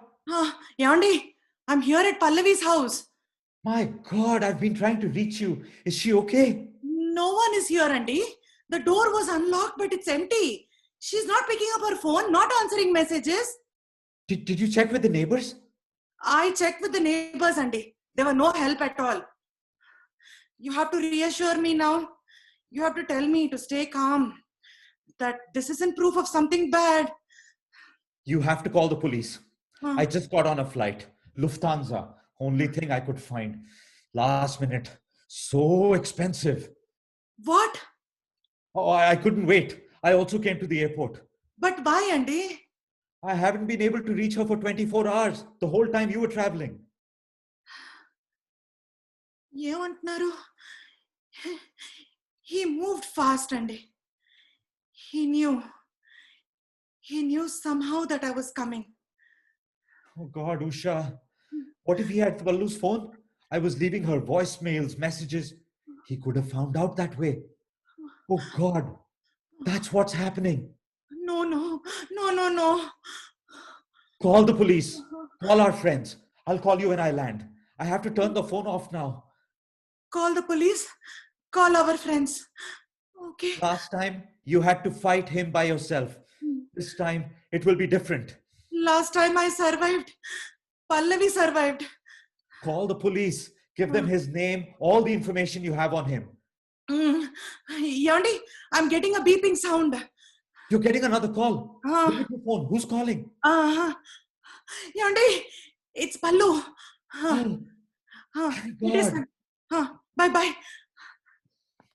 Hi, Pallu. Hello, Usha. Where are you? Well, Is I Pallavi see- with you? I see that you've arrived home. You should make yourself comfortable. I'll be over in a few minutes. What do you mean? I mean, if you want to make yourself a drink, it's in the cabinet to your left. Unless you don't drink anymore. How do you know where I am? Where Well- are you? I'm driving, so I won't be long. Where is Pallavi? So many questions. Look, she's at my place. I told her I had to run out to pick up her birthday present. That's what we'll tell her, right? We'll tell her that we planned this. Can you see me right now? Oh, yes. How On my phone. Cameras? Security. But the door was unlocked. Didn't want you waiting outside. Nope, the camera's not there. Not there either. Usha, just relax, okay? Everything is fine. What do you want? Well, I want you to have dinner with us. You came all this way. Dinner? Yes, I'm making gonkra pulsukura, your favorite. Extra spicy. Exactly the way you used to make it for me. Oh, God, it is so good to see you, Usha. I'm so excited for you to see me. Do you think of me? Well, how often do you think of me? Because if we're being honest, and I do hope we are, I actually didn't think of you till about 3 months ago, until I saw Pallavi in that coffee shop. God, I mean, she looked so much like you that it all came back to me, all at once, and pardon my language, it fucked me up! I wonder if you've ever felt like this, Like you're moving through life feeling incomplete, empty, but you don't know why, and then boom, like one afternoon you see a girl and it all comes like flooding back to you, and if you'll forgive the pun, it's like it's your past life, your last moments on the bridge in the water before your lungs filled up and the darkness took you over, and the last face you saw before you died, the face of the woman who took everything from you. You should step into the light a little. I can't see you in that corner. Yeah, you know what? I'm at a red light, but you shouldn't worry. I'm a pretty safe driver. Do what you want with me. Just leave her alone, no? No. You don't get to decide how it ends this time. I do. Oh, okay. Tell me, what do you want? Huh? What do you want? The only thing that I've ever wanted, Usha, you. My God, I'm an old woman. What is wrong with you? No, not for that, okay? But I want you in my life. I mean, don't you see? My big mistake was letting you go the first time. But you know better now. You know what's good for you. I don't understand. When you see Pallavi, you will tell her that everything is all right. You will tell her how much you love me. You will take back any troubling thing that you may have ever said. You will tell her how crazy your suspicions were and how sorry that you are for doubting her for a second. And you will tell her that you could not be more excited for her future with me. Why? What do you get out of all this? Tell me. Me? Well, not much perhaps. But you get to know that you've sentenced your daughter to an untimely, terrible death at some unforeseen date in the future. Maybe I'll kill her the same way you killed me, right? Or maybe it'll be a few years from now, maybe a few decades. Or, maybe Pallavi and I will get married first. Maybe we'll have a couple kids. Maybe I'll let her live till then. Or maybe it'll be tomorrow, right? But, there won't be a soul you could confide in because, who would believe you anyway? Sandeep? If I suspect that you are trying to sway her in any way, if I suspect even the slightest bit of disobedience from your end, I will kill her and then I will kill myself immediately. Sandeep! I have a couple guns, one here in my glove compartment and one in my kitchen. I could easily get more. I've been practicing for months and it turns out I'm a great shot. Sandeep, please. Why are you calling me that? Because it's your name. Oh, we both know that it isn't. It is, Sandeep. You don't have to do this. You have your family. You have your career. Your whole life ahead of you. Pallavi loved you. Other girls will love you too. Huh? We can stop this before it goes too far. Huh? Did she tell you that she loved me? I didn't think so. It's funny, isn't it? What's funny?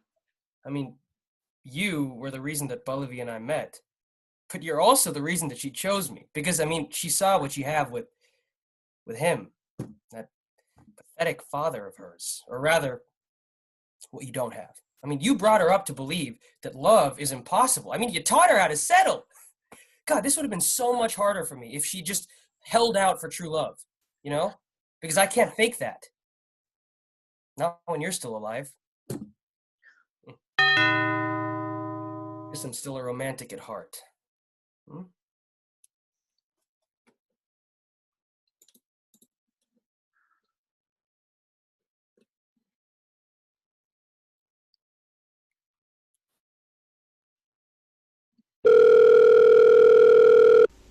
You have reached the mailbox of Krishnan Shri Kumar.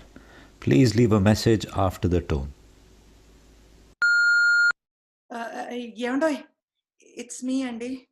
I'm just calling to say that I'm here with Pallavi and Sandeep at Sandeep's apartment. Huh? We are having dinner, Andy. Almost done. Pallu is good. Everything is good, Andy. Sandeep is very nice. He's taking care of us really well. So everything is okay. Huh? We are eagerly waiting for you, Andy. Call me when you land, okay? We'll come pick you up at the airport. Huh? Bye, Andy. How's the food, Auntie? Good. Very good. Great. Mom, when's Nana's flight landing?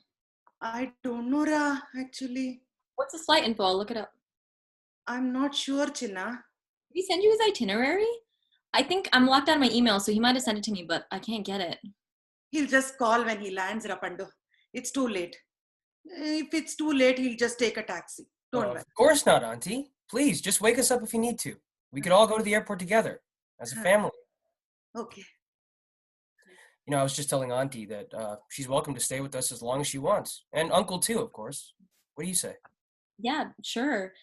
Amma, I'm sorry I didn't get a chance to tell you earlier, but I'm moving in here with Sandeep. And I know it wasn't what you wanted, but... No, it doesn't matter. It doesn't matter? Is it what you want to do? Yeah. Okay then. That's all that matters. Really? Yes, of course. That's not what you said before, though. Then I was wrong, Pandu. What? You should do what you want to do. I trust you, Talli. Let me take your plate. It's okay. I can manage. Nonsense. You're a guest. Here, allow me. So cool. That was amazing. That was really good, Sandeep. He used your recipe, Amma. Extra spicy. Could you tell? You I had could to tell. buy extra chili powder because you ran out. I could tell. I taught him your trick to just keep out all the spices on the counter so it's easy to reach for when you're cooking. Oh, very good. Why don't you let me clean up now? Oh, please, don't even think of it, Auntie. You're our guest. We'll set up a room for you two, right next to ours. So if you need anything at all, I'll be right here. Okay. Amma, did you have a fight with Nana? No, lady. Then why did you guys get on two separate flights? Why didn't you come together? You know how I am sometimes. I just get an idea and I don't think it through, Nana. Is that how you are? And your poor father is following me because I didn't tell him I was coming, no. So Nana just got on a plane? Yes, we help each other. He wasn't complaining about the expense? Oh, of course he did. It's his favorite thing to do, Kada. That's so sweet of him. You okay? Yeah. Don't worry, Sandeep. When uncle gets here, we won't stay long. Don't want to impose. Wait, you came all this way and you're not going to stay? You're going to be busy, no? You're moving in together, Kade. Nana and I don't want to be in the way.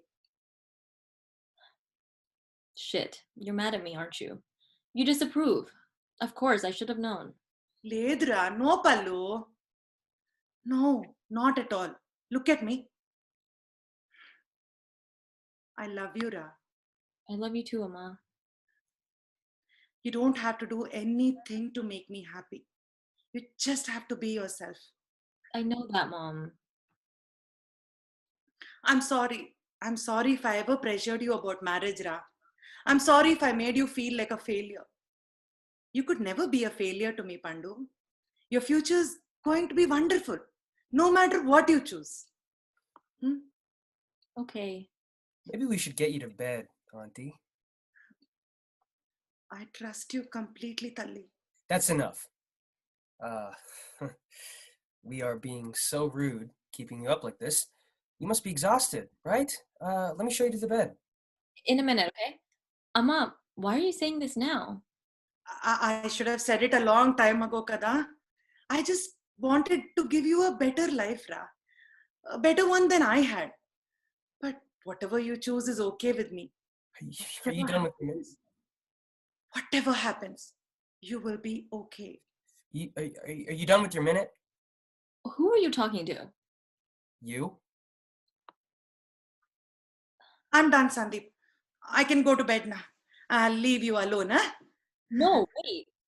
You came all the way here, and I want to spend more time with you. That's why I'm letting her stay with us. You're letting her stay with us? That's why I'm letting Auntie stay with us. Are you letting me stay with you too? Is that how this works? Pallavi, it's okay, Ra. I understand, Nana. Actually, Ma, it's not okay. We're going to go to my place tonight. Oh, right. The place that I pay rent for? That one? Yes, you pay half the rent. All right. Go ahead. Why are you being this way? I'm just trying to be nice, Pallavi, but you don't seem to want me to be nice. Pallu, I'll go to a hotel, Ra. It's okay. No, No? not a hotel. Tali, he's just being a good son-in-law. He wants me here. Or he wants me in the apartment that he found, that he set up. He set up? You stop talking now if you know what's good for you.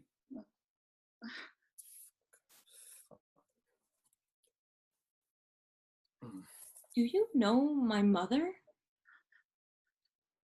Sandeep, do you know my mother? He has a gun in the apartment. What? Drop to the ground! What? Drop to the ground! I won't let you! No! No! Usha, you're hurt! Leave my mother alone! Let go! I said let go! Ah, you bit me! Get out, Fine. Pallavi! Fine, I'll take care of you first. This had to happen someday, so why not today, huh? Let's take care of this today. Let me go! No, let's go, let's go. You like this? Huh? You like it? Stop it! No, Stop it, no, please. no, no. You win, I can't fight you. Please No, let no, go. you did this. Now you can watch her drown. Oh, yeah. No. Good. Look at me. Look at What? me, my dearest. What? Look at me. What? Look. Yes. Ah! Ah, my eye! What the fuck, you fucking bitch! Ah! Oh! Pallu, just Ah! breathe. Oh, my eyes are burning! Ah, you chili powder! You bitch! It's okay. Ah! It's okay. I can't see! Ah! Ah! Be okay. Oh, no, you can't run. I will find you, and I will destroy you, whether in this life or the next. Why? You think the third time you can finally do it? Huh? Mama, no! Just stay out of his way, Pallu. As long as he can't open his eyes, I have to take Where care are of you, him. huh? Where are you? I'll find you. I'll kill you with my bare hands. I don't want to hurt you. You see? What is that? But just like last time, I'm going to protect my daughter. The funny thing is, neither of us cares if we die right now. That means you don't get to die. Not for a long time. Oh God, Rama, don't move. Don't move, you're bleeding.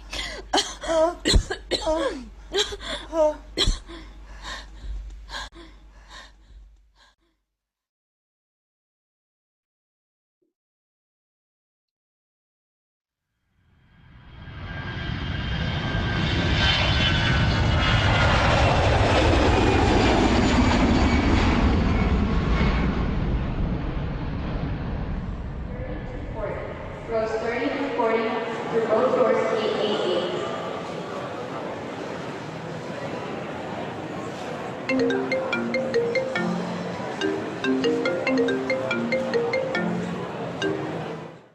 Hi, Ma.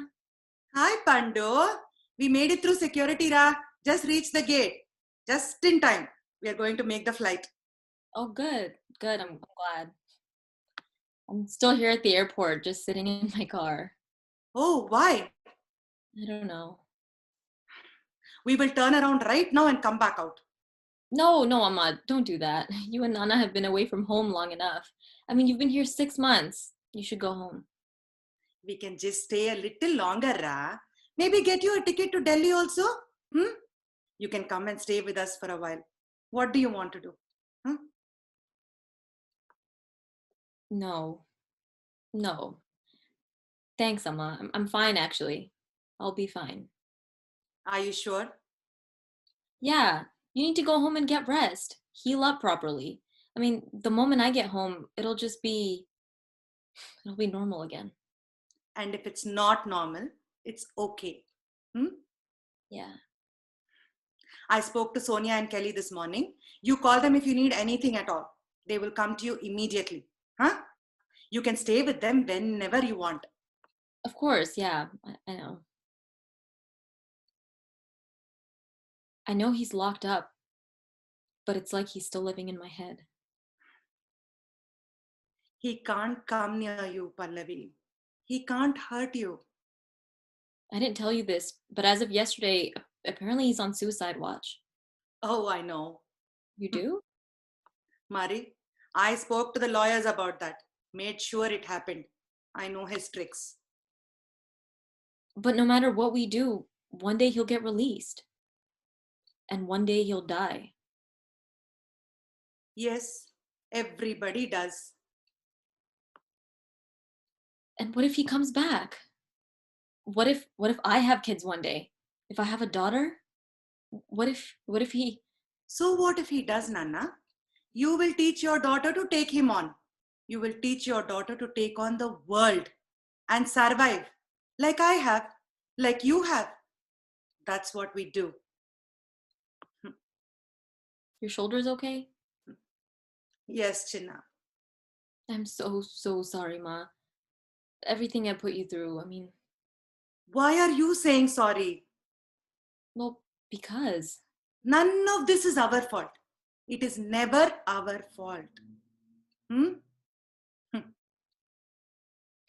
It was interesting seeing him so young, seeing him for exactly who he was, for the first time. You really do get perspective with age. Group 1. We're now boarding Group 1, Etihad Flight 614 to New Delhi. It's time to board, Ra. Yeah, okay. Hold on. Nana wants to talk to you.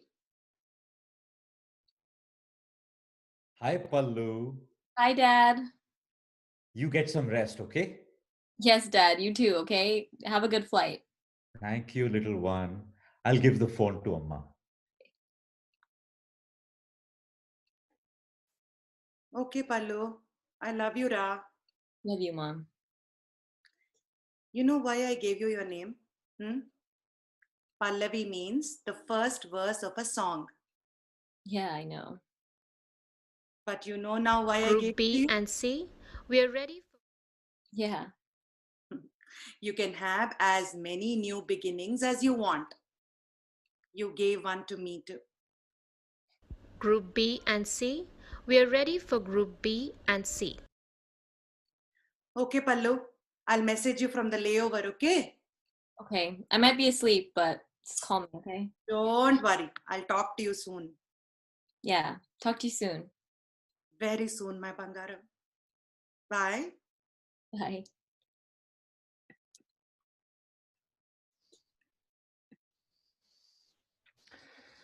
Okay, that was the show.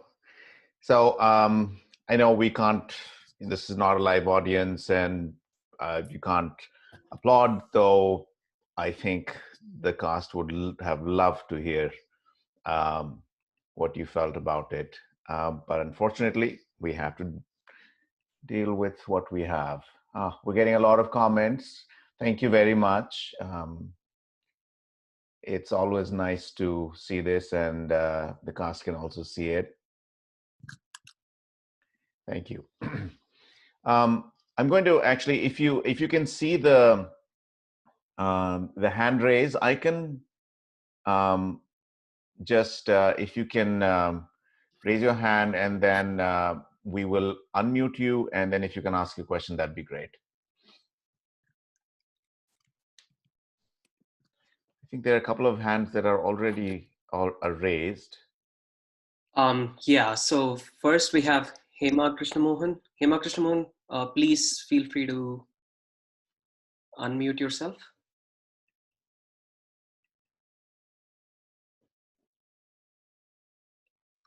Yeah, I think you.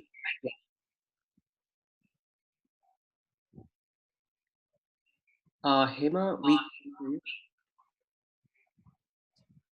One second. You know what? Let's before we start the Q&A, can I first actually introduce the cast and get them on screen so that I think that'll get the Q&A going as well.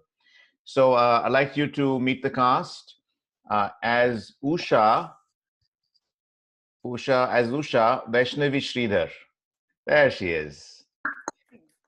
And okay, and then as Pallavi, Hiranmay Srinivasan. Hi, Hira. As Sandeep, Varun Arvind. As Krishnan, Sanjay Kumar. There he is. And as Guruji, Dilip Ratnam. Also, I actually, you can hear me clap, right? So, also as so the producer of the show, we had a lot of sound in this, as you know, and you know we had some expert help from the producer of the show, that is Venkateshwar Kotapalli, and the anchor for low res, and our general tech support and expert in how to do these things on Zoom, Karthik Bhargav. All right, now everybody's here. We're all unmuted, so please go ahead and ask your questions if you can. So let's see. There are on Q&A. There are a few questions. If anybody has their hand up, we can take them as well. Yes. So let me unmute Hema Krishnamohan again. Okay.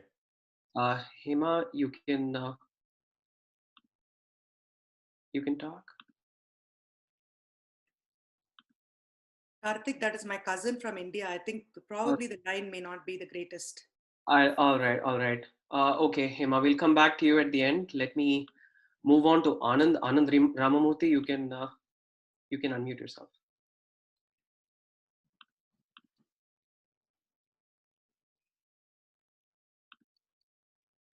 Hello. Yes, we can hear you, Anand. Yeah, that was an excellent reading by all of you. You know, really congratulate all of you for doing it. And at some places, I thought I was being that nagging parent, making calls and calls and calls. I was telling my wife, why does that idiot doesn't call Sandeep? Even know where this girl is. So it was an excellent reading, but in the end, it was nice twist that we didn't expect the ghost stories coming back. But it was really good, and keep up the good work, Bad. And then, we never, ever missed being in an auditorium. Yes. As if we were sitting in an auditorium and then seeing this, okay? Thank you. Have all our support all the time. Thank you. Thank you, Anand. Thank you. So you're saying good job by bad folks. Yeah. Well, no, parents are never bad. We always know what is good for our kids. Thank you, Anand. We now have Meera. Meera, you can unmute yourself. Yes. Wow. I mean, it left me speechless. I think it was an excellent script, excellent direction, excellent acting. I cannot say enough good things. Let me see. The characters were so relatable, and even as a parent, I just felt Usha's nervousness, and the way she wanted to protect her daughter being from so far away. I think this is something that we can all appreciate, especially because there is that whole, even though there are kids, when you grow up in different countries, the culture is the same. They might not believe in the things that you do. Usha trying to convince her daughter. And I mean, it was really great to see her smiling in the end, by the way. I thought that was phenomenal. And I also thought that, it took such a ghastly event to sort of make the mother and daughter see eye to eye. And Krishnan at the end, when he talked to her, I mean, that was so heartbreaking. It was very emotional. So I think it just went through so many different things. Sandeep, I mean, the characters are very relatable. And of course, you take to everybody, and not being able to relate to Sandeep is also a really good thing, just because of the acting and the directing. One question that I did have, which ultimately did get answered, was how does anybody in this life really know what happened in the past? And there was an answer to it, and that it just came flooding back. So I thought it was just brilliant. So thank you for a wonderful evening, a wonderful production. One other question I did have was to make donations. Do let your audience know if there is a corporate sponsorship that you have, so we can spread the word. Okay, thank you very much for that, Meera. We really appreciate your comments and your question. We also got another. We have another question on the chat about where to donate, and the link for that is bayareadrama.company/donate. That's our website, and it's the donate tab on the website. Okay, thank you, Meera. Karthik? Yeah, so next we have Vaiju. Vaiju, you feel free to unmute yourself.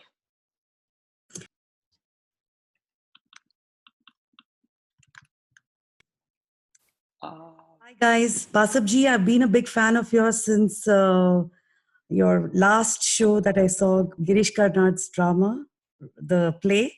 Yes. Big fan, and I am a bigger fan of yours that you've done a great job directing these people.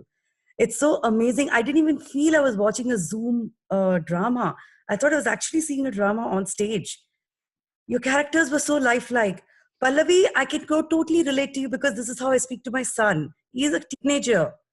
And the way you talk back to your mother, I can imagine my son talking back to me the same way. It's too good. Sandeep, you were the biggest. You were something else. I had chills down my spine when I kept looking at your eyes. I said, this guy is not only emoting with his voice, look at his eyes. Steely. That's kind of deep. Thank you. Yeah. Krishnan, too good. You're right. You are like the calm one, and the calm one also gets perturbed. And Usha, my God, I was crying along with you. When you were crying, I was crying with you. My son came near me. He was not listening to the drama. He knew Vaishnavi. He said, Mom, why are you crying? I had tears running down my cheeks because I got so involved with you guys. Thank you so much. Please, guys, you just keep doing the great job you're doing. Guruji, special. You're too good. You remind me of my astrologer because even I go to my astrologer all the time. This is how my astrologer talks to me. So you guys are so relatable. Thank you. All of you did such an awesome job. I'm planning to donate to Bay Area Drama Company. And I would love to participate in further, events that you have. Please keep doing the great job you guys are doing. Thank you. I don't want to take any more of your time. Great job, guys. Thank you, Vaiju. Thank you so much. There are a couple of questions that came in on the Q&A. I can quickly answer those. Yeah, we have the first question. How long did it take for the rehearsal? Yeah, so we rehearsed for 7 days.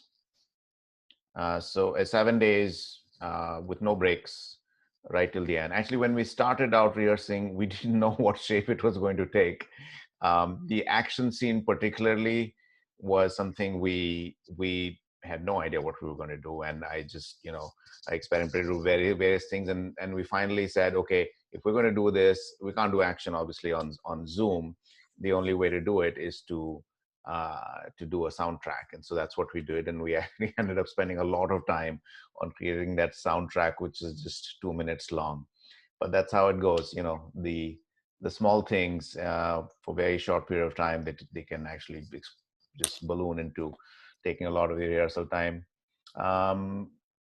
Then there's another question from Caris AQ. Actually, this is a couple of questions. Will there be a recorded version to watch later? We don't have the permission to keep the recorded version on for too long, but yes, for a short period of time, there will be a recorded version. And two, I personally love the authenticity of the intergenerational conversations and dynamics and the sympathy given to both perspectives. What informed the way the actors portrayed how their characters, especially mom and daughter, in navigating their relationship across generations, continents, and cultures? So maybe we can start with Pallavi, with Hira. What informed your role as daughter, and then Vaishnavi, you as mom? Yeah, I mean, I think, okay, I don't think my mom's watching, but I don't think my mom is as pushy as Usha. So, it's like her character, but I'm definitely used to having those kind of conversations with my mom. In fact, my mom would hear me rehearsing and being like, oh, you're going to ace this because you have so much practice arguing with me. So, so I think that's kind of what informed at least like my way of looking at Pallavi. And, I think as you get older, like you have a different relationship with your mom growing up, like you, I think, start to like talk to each other like, woman to woman, and you get to know your mom better in that way. And so I think a lot of the conversations I've had with my own mom about relationships and seeing how, her worldview of relationships and her opinion on relationships in general and mine, and, where we meet and where we don't, where we clash, and where we've been able to like have those conversations and work through that stuff. So I think that's something that, like somebody else was saying, it's very relatable. Like I think all parents have these conversations with their kids, especially, that intergenerational relationship. It's, so important and has so many different colors. So I think that's definitely, what informed my character, or my portrayal of Pallavi, was my own, relationship with my mom. So yeah, and all the twists and turns it takes as you get older and reach that age. Okay, Vaishnavi? So I don't have a daughter, and I had to fall back on my own relationship with my mother. And it's very different. Like Hiranmai said just now, my own relationship with my mother's not at all pushy. She's not the kind who will be nagging me about things. She does nag sometimes, but in a nice way. So I really, that's why I developed my character as someone who speaks with a very thick accent. So that I wanted to show that this is someone who's not able to relate to this child who has grown up in a different culture, with different values, different worldview, and how, they struggle with universal problems. All parents pretty much have this generational divide going on with their kids, no matter how open and how perceptive they are. But I wanted to bring in this dynamic where the mother is really, truly unable to grasp what this child is going through, living away from them in a foreign land, having to fight different battles than the mother has ever seen. So I tried to hold that in my mind, I guess. Every time I talk to her, I would be like, okay, where is she coming from? Why is she behaving so strange?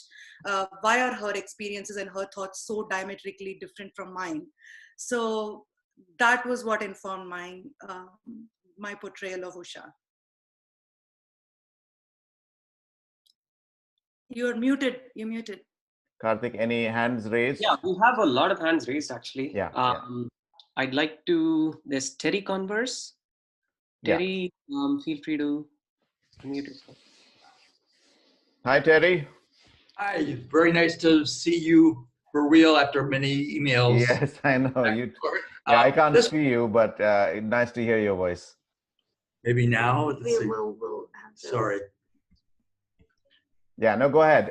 But it was amazing in that my reaction was that this is actually a better production on Zoom than it would be in a live theater because of the close-ups, the intensity, and you all played really well with the frames. I mean, in some ways you have very little choice in terms of looking left, looking right, looking straight, looking at the phone, and that sort. But it was beautifully done in that regard, and because of the format, the Zoom format. Okay, here we go. Because of the Zoom format, it worked beautifully, and the intensity built exactly the way you would want it to. Very impressive. Thank all you. around. And my question also was, how did you rehearse it? You answered that a little bit, but very complex, I would think. Yeah. Well, so just a little context for the cast members. Terry actually leads a theater group in Kochi. Kerala, in Cochin. Kochi, yeah, Kochi. Okay, in Kochi. Okay, so yeah, so we've been sort of pen pals for a couple of years now. So rehearsals were all on Zoom, of course, and we paid a lot of attention to to the frame, to the light, to what kind of action is possible, and what is not possible. What's the the box around you and what you can do with that. And so it's a new medium, Terry. So because it's a new medium, and it's not really designed for theater, so it has some very weird constraints. Like you can't actually have two actors speaking together. If they speak together, one of them cuts out. So you can't really have arguments where one actor, one character starts speaking over the other. It just all gets lost. And also, if you do background sound like you had to do with the ringtones, you have to wait for the ringtone to get over before you start speaking. Otherwise, the actor won't be. So there are a lot of constraints in this, besides the the usual constraints that you would imagine of if somebody's network goes down. Or we had a bit of a scare before we started the show because one of the actors, the network was acting funny, and we were like, okay, what do we do here? Should we go to hotspot or should we stay on the network, on her Wi-Fi network? And and so anyway, finally all's well that ends well. But lots of constraints of that kind. Also, for instance, during the scene change, we struggled a lot with, okay, during the scene change, what should the audience see? Because you're seeing something weird. You're seeing your own name flash at you during the scene change, right? And actually, I just think like it must be weird for a lot of people to say their own name flash. But we said, okay, there's no way, there's no good way to do it. So it was it's like working with a new medium.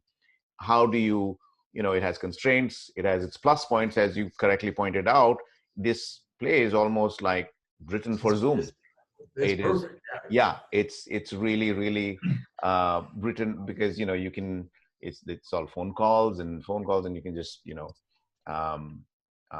a radio play you won't be able to see the actors' expressions, but here you can. So from that perspective, I think what you saw here was just a very well written radio play, which is almost written for Zoom. Yeah, exactly. So the stage, there was a stage manager basically, right?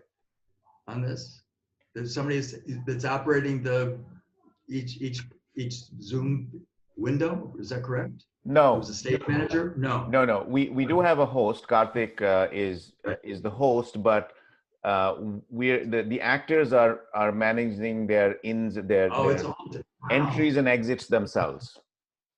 Wow. Yeah. That's also impressive in terms of the time. Yeah. Actually, we did. That was another thing. We had a choice at the beginning when we started out.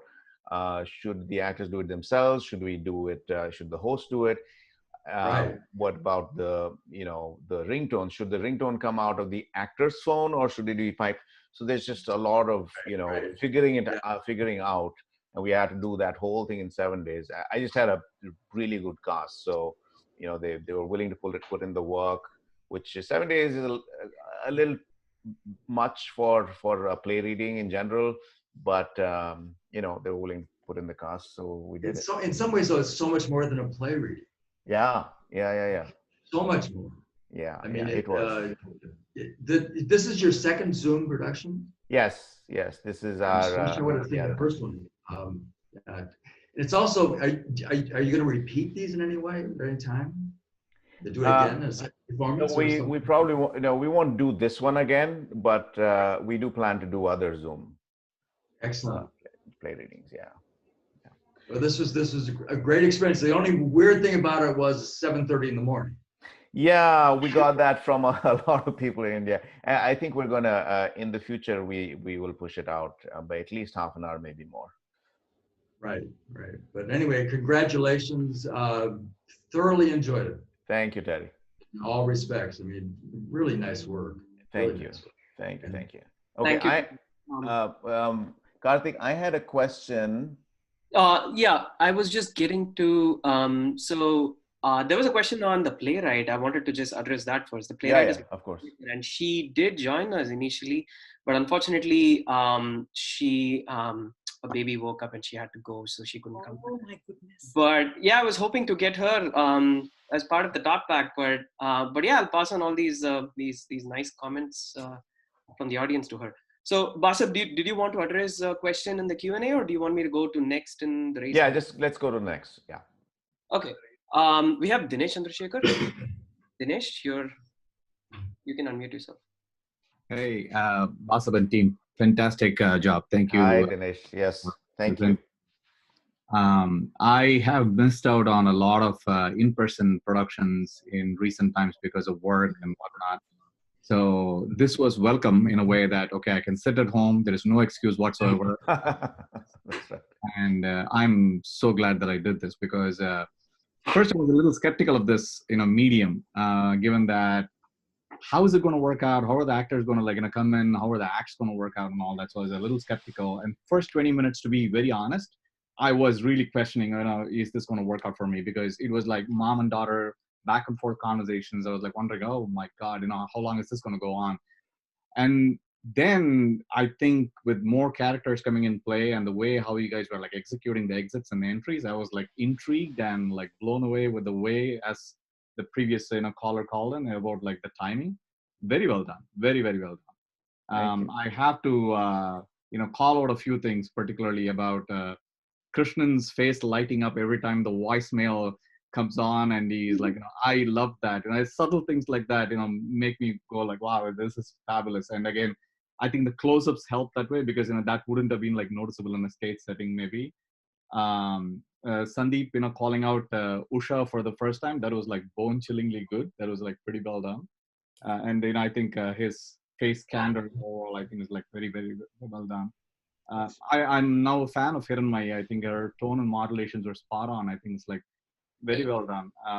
I've always been a fan of Vaishnavi, but I have to say, hats off.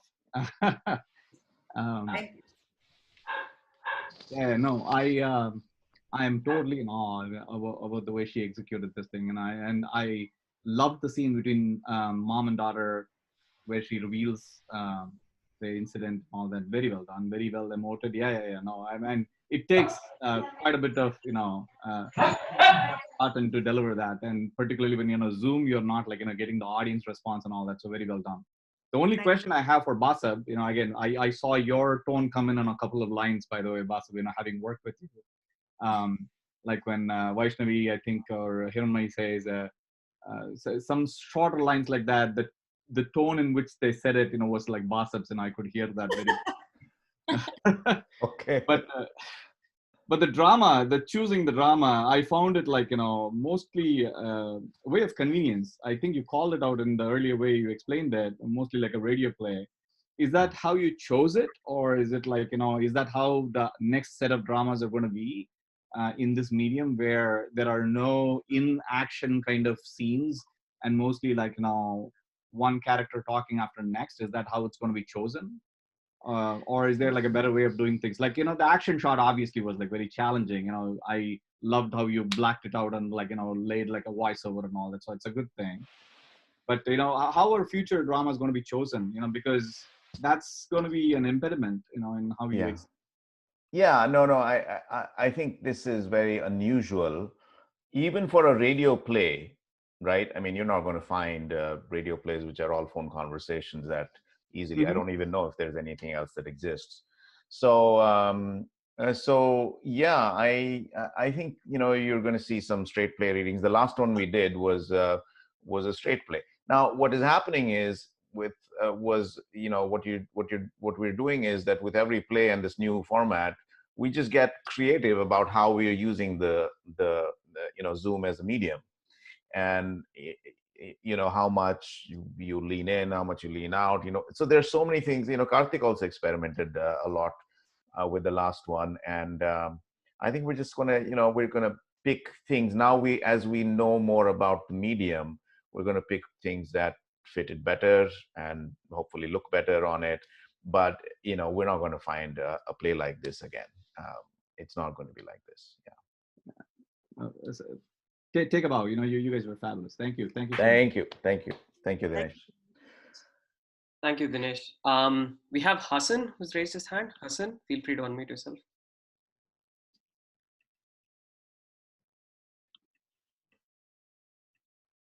Hey, Hassan. I'm not sure why. Okay, I'll come back to Hassan at the end. We have Raghav.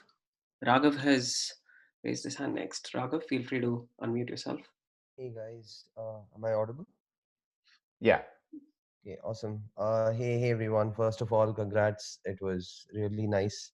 Me and my wife, both of us, caught you on a big screen. We were trying to airplay this and catch this, but brilliant acting, all of you. I know some of you, and yeah, great acting. So I'm not qualified enough to comment on acting, but first of all, I'd like to say excellent job on executing this on Zoom, because as Dinesh was saying, even I was skeptical about how this is going to pan out.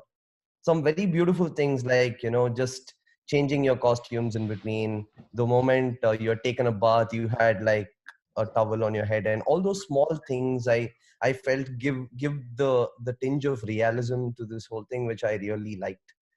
Secondly, I love the fact that all of you were like on plain backgrounds, right? So without having anything behind you, which was like totally photogenic, in the sense that it gave us, it made us focus on your face rather than your background and stuff, which was, I think there are things to learn from. But I just had a question for, I think, the actors. Any of you can answer. I think, at least for me in Zoom calls, the problem is that when you look at yourself, you get a lot of, you get conscious sometimes, right? Because you can see yourself acting and emoting and so on. And you sometimes get thrown off by, let's say how your face looks, or by, maybe you're not at the center, and, you get all those things, right? So looking at yourself is never easy. So how did you guys manage? So did you practice extra for that or something else? I can start with that. I didn't even look at myself. So, because I was reading the script. So we had this, so therefore I wasn't looking at myself. That's good. Yeah, I feel like that's actually something we didn't specifically rehearse. Yeah, we just kind of did it. I think having the play, like Dilip was saying, on the side, like reading it, but it's definitely like you can see out of the peripheral, like you can see yourself. So I think for me, at some points, I was like, even during rehearsal, I was like trying not to do that, because you can still see it right there. We're doing like split screen with the script on half the page. So it's, it's challenging, but I think reading the play helped, because you kind of focus your attention there. So, but it's definitely different because you see, and that's something obviously you don't get on stage. It's not like you're acting in front of a mirror, so that was different for sure. So it also helped that it was all phone calls. So Basab at the outset said, first our idea was to sort of look at the script and look at the camera, and then look at the script. The script would be right under where the camera would be. So, we would just look like that and read. And then we figured out that these are a series of phone calls. And when you're on the phone, you would not be looking at yourself or at the screen or anything. You'd be looking here and there. So, we try to do a lot of that, like look away, look around, do things that are natural. That way, we didn't end up looking at ourselves a lot too. I do think I'm going to be much better and more rehearsed when it comes to Zoom conference calls now. Yeah. I tell you, Sanjay spent a lot of time getting the lighting right for his, and he finally got it done today. So, and you know, it looked great. So And the Yeah, I towel think around the neck was an impromptu thing that I just tried on. yes, we will talk about that later. That threw me off. I was hoping against hope. Threw me up for sure. Yeah. Okay. Well, thank you very much, Raghav. Thank you, Raghav. No, yeah, thanks a lot again. I think this would help a lot of us kind of write scripts which are which are possible to execute on Zoom, and I think that's a good start, I think, for all of us. So thanks for the inspiration. Thank you. And Raghav is an amazing writer. He writes amazing comedic Tamil plays, which is awesome. Oh, okay. King of fun. Yeah, I wish I wish it came to life, Dilip. It will come. It will come. Apna time aayega. Apna time aayega. When this COVID crisis is over, we'll do those plays. Cool. Wonderful. Congrats again, guys. Thank you. Thank you. Thank you, Raghav. We have Maribel, if I'm pronouncing your name correctly. Feel free to unmute yourself. Yeah. Hi. So my English is not very good. I'm from Mexico, but I really need to say this was amazing. You really take me there. We have so different, like, how do you say, cultures, and you really take me to every moment. Like, when you talk like mother and daughter, I was like, oh my God, that's the way I talk with my mom. It was really amazing, really, really amazing. This virus is challenging all of us, and you really did everything so good, so good. And well, just that. And well, my mom loved it, my sister too, and well, thank you so much for this. It was really amazing. Thank you so much for tuning in, Maribel. I met Maribel in 8th grade, 8th grade when I went to Mexico class. So we met there, because there was like a Spanish immersion program, and we went to Mexico, and we've been able to be in touch, and she's always so lovely and so supportive, and I can't thank you and your family enough for tuning in. That means so much, and I'm so glad you enjoyed it. Thank you. It was amazing. Thank you. Thank you. We have Hassan back. Hassan, feel free to unmute yourself. Hi, yeah, sorry you guys, I was having technical issues last time. I don't have a question, but I did want to comment, and it's interesting because I was thinking about the script the entire time while listening to it. And it's just so interesting that at the end, it all came together as a thriller, because there were, even in this thriller, there were interesting things I was reflecting on the entire time. Like starting from the beginning, the conversation between Ushna and Pallavi just reminded me so much of all of my South Asian friends here in America, in our 20s. And it's interesting how we've internalized the voices and the thoughts of all of our parents, and that came across so well in the relationship between Pallavi and Ushna, especially when it comes to like marriage and things like that. And it's very rare that, in a thriller you reflect on things like that. And the other thing that I thought was even more refreshing actually was the relationship between Krishna and Usha. Just how much honesty there was in that relationship, and Ushna was, never afraid of sharing with Krishna and like everything that had happened to her. And Krishna was very supportive. It seemed like they were on the same page about how they wanted to communicate this to their daughter. And it was really nice to see that kind of a relationship, especially from like the parent generation, in a South Asian play. So yeah, I had like my popcorn and ready for everything because I thought this was going to be like a really fun, Saturday evening popcorn flick. But it's really nice that I was able to reflect on those things during this. So thank you. Thank you, Hassan. Thanks, Hassan. Thank you, Hassan. Thank you, Hassan. So I'm just reading out the first question in the Q&A. And this again goes back to what Dinesh also was mentioning earlier. So the question is, the plot demands a belief system that admits past life sticky karma. Just wondering how many people believe in this seriously, not that it should matter to actors. And I did have the same response when I first heard the play for the first time. I first listened to it as a radio play, and And I told Basab, because Bad Company has forever done meaningful theater, and a lot of the script is not meaningful because of the way it is. So I was saying, and I think Basab did say this, that not be staging something like this. I think maybe he was talking about that. But so Basab, what was your take on the belief system? You were quoting some films, I remember, when you first convinced me that we should take the script. Well, so the reason we picked it, we talked about it, right?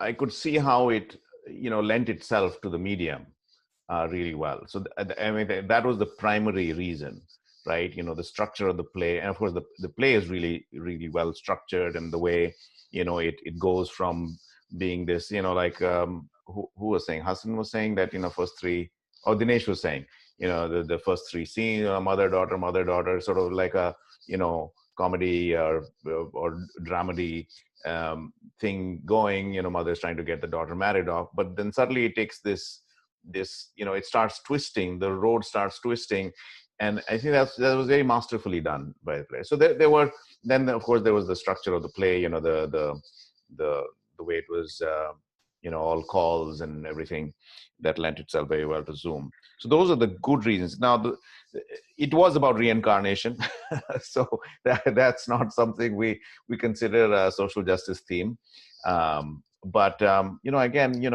these are different times.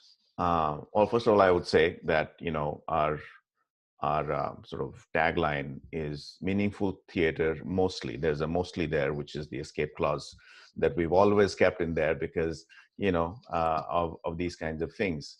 So this was part of the mostly. Let's put it that way. I actually have something to say about that too. I think the play. So we do talk about reincarnation, and I think that is definitely something that we're all like, I mean, believe it, don't believe it, like what have you. But I actually think the play has like a much deeper, like intergenerational trauma like thing, because they're talking about, yes, through the angle of reincarnation, but it kind of shows that, through, like, obviously Usha went through something really traumatic, and she has past trauma that she hasn't been able to recover from. And, it passes on to her daughter, and like it shows so much in the way she raises her and in the way she's so protective over her.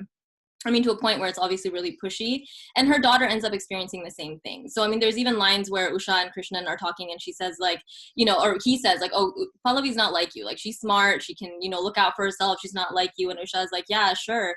But it does happen to Pallavi. And she is very, cautious and critical. But it shows, it puts the blame more so on the guy. And it shows that, Usha and Pallavi are both able to evolve from that, too, in their relationship of, having this shared trauma at this point, to saying that, no, it's not our fault. And I think that shows Usha's growth too as a mom, in being, maybe in the beginning of the play, she would have been like, yeah, it was my fault, I wasn't careful. But towards the end, she says, no, it's never our fault, and it's the guy. So I think it has, through, reincarnation, which is kind of like the spicy part of it, it has, I think, a very deep meaning of intergenerational trauma and mental health even. So I liked it a lot for that. I think it has like more layers than incarnation. But I mean, to Hira's point, like, that was the thing that I thought was really, like, revealing to me, was less about, like, the supernatural element, but just the fact that, like, you see how abusive behavior kind of transforms in 2 generations. Like, in India, it's, like, outwardly abusive. Like, this guy's just a outward piece of shit. He abuses this woman, and he, like, beats her. And then you see, like, when he comes to America and it's more progressive and people have more freedom and more liberation here, he tries to buy her and he tries to own her. And eventually we see, like, he thinks that because he's bought her all these things, like this phone and this laptop and all this stuff, that he can, like, tell her what to do. And he's letting her mom stay here. He's letting this, I own you, I bought your house. And so for me, it was like, oh, so I've seen guys like this, and now I see through you now. I kind of get, like, what this really means. So I thought for me, like, I think that's all for the playwright. That's her being very insightful about all that. But yeah, it was a lot less about the supernatural thing, like Hira said. Yeah, but it's a very clever way to, I think, kind of modernize, like, I mean, we think of, like, reincarnation, we think of, like, old movies like Cars and, like, all these, like, Janam stories that you've always seen in Bollywood. But she did, I think, such a smart job, like, bringing that into a more modern setting and yeah, again, like linking like the cycle of violence, like domestic violence and like trauma in that, and abuse, and just centering that around mother-daughter relationship is just, I think, just so smart. And yeah, it all goes to her credit for writing such a play. It's awesome. And I loved how she developed, that was just a surprise at the end. The supernatural element, if you want to think about that, the mother is painted as this neurotic person who's kind of overreacting to some trauma that might have occurred in her childhood, for all you know. She's just being this overprotective, neurotic, kind of on the edge, on the verge of losing it kind of person, right? And it's only at the end that it all ties up as something that is beyond our control. So we have Tanishta. Tanishta, feel free to unmute yourself. Hi guys. Yeah, I just want to say this production was so good. It didn't feel like reading at all. I mean, you guys said that you were reading, but I was actually thinking you are not reading, because you guys were all looking around and things like that. And with the sounds and everything, it just felt like a real production. My question was actually to Varun, and yeah, it was about how you treated the supernatural thing, and you just answered it. Yes, so it was about because the play was so relatable, and you guys were doing such a fantastic job. Like, I want to say Vaishnavi, Hiranmay, you guys were like, my mother-daughter scene, especially when Hiranmay, you spoke back to your mom. I was like, oh my god, that is like bang on. Like, I know these dialogues, like this is me, and and you did it so well. And Sanjay, when you were like, you did that laugh, and you were talking to him like Sandeep on the phone, and you were doing that laugh, and you were nodding your head, and you were like, you went all yes, okay, very good. And it was so relatable. But this play just went from very relatable to very not to supernatural. So how did you guys treat that? Like, how did you guys yeah, like how was that feeling? Like, but what was it when you guys were reading, and what did you guys decipher in your mind that how you would treat it? So yeah, that's the question.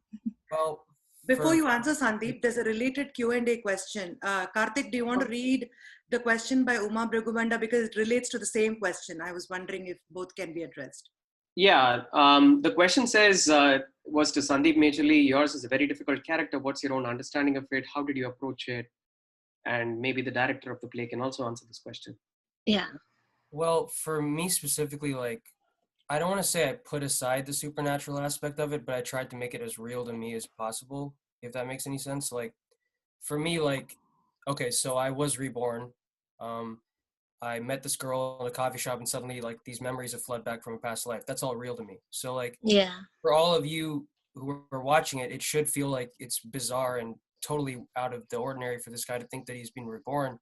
But for me, it's like the realest thing ever. Like, that's my life. I lived my life not really having any purpose, and then one day I meet a girl, and suddenly I realize that I've had a life before, and also, like, every impulse that I've had, like, it makes sense now. Like, my desire to control people, oh, it makes sense now because I wanted to control my girlfriend, and she tried to kill me, and then she did kill me, and now I met this other girl, and I want to control her. So, like, for me, I just tried to make it as real to myself as possible. But again, all credit really, in my opinion, it goes to the people I'm working with more than myself, really, because I think when I did the first reading, I was like only figuring out that I was this kind of character, so I wasn't really realizing it. And then when you have actors as talented as the people who are literally circling me, yeah, like, very easy no, to just kind of you kept us guessing. Like I was realizing that this character is an abusive character, in the sense he's a controlling character, because he just kept getting her to do things that to be in his control. But whether you were a good guy or a bad guy, the way you kept us guessing. Like, for a long time I thought, no, he's fine. It's just the mother being neurotic.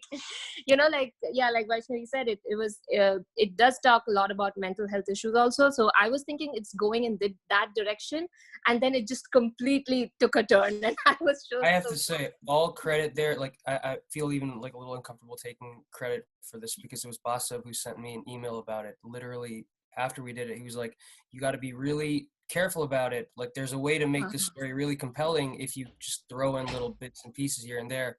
And same with Vaishnavi, we worked together on a little reading, like, immediately after this. like after our first rehearsal, where we just kind of were like talking about, does this feel a little too outward if I just go straight into crazy here? Like, should this be a little more like, let's keep it close to the chest? Yeah. So all of that is like the people who are overseeing the project, they usually have the best eyes. Of course. Thank you so much for the credit, but it's all Yeah. I think you guys were like really it was a very gripping play. It was amazing. Yeah. Congratulations, guys. Thank you, Tanishta. Thank you, Tanishta. No problem. Thank you. Thank you, Tanishta. We have BJ Arun. Feel free to unmute yourself. Yeah, great job, guys. I think Basab and crew, outstanding. Thank you, and Vijay. While I realized that you were reading from the script, but you were emoting just fabulously. It was really good.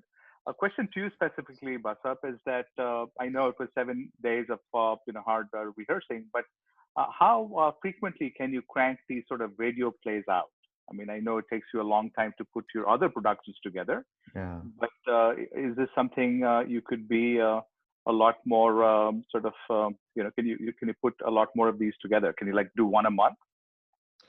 Well, so it's okay. So it's a complicated question because I think I answered Dinesh's question. Also was related to do this kind of a play on Zoom requires the fit of the script to the medium, which was near perfect in this case. We're not going to find a script like that.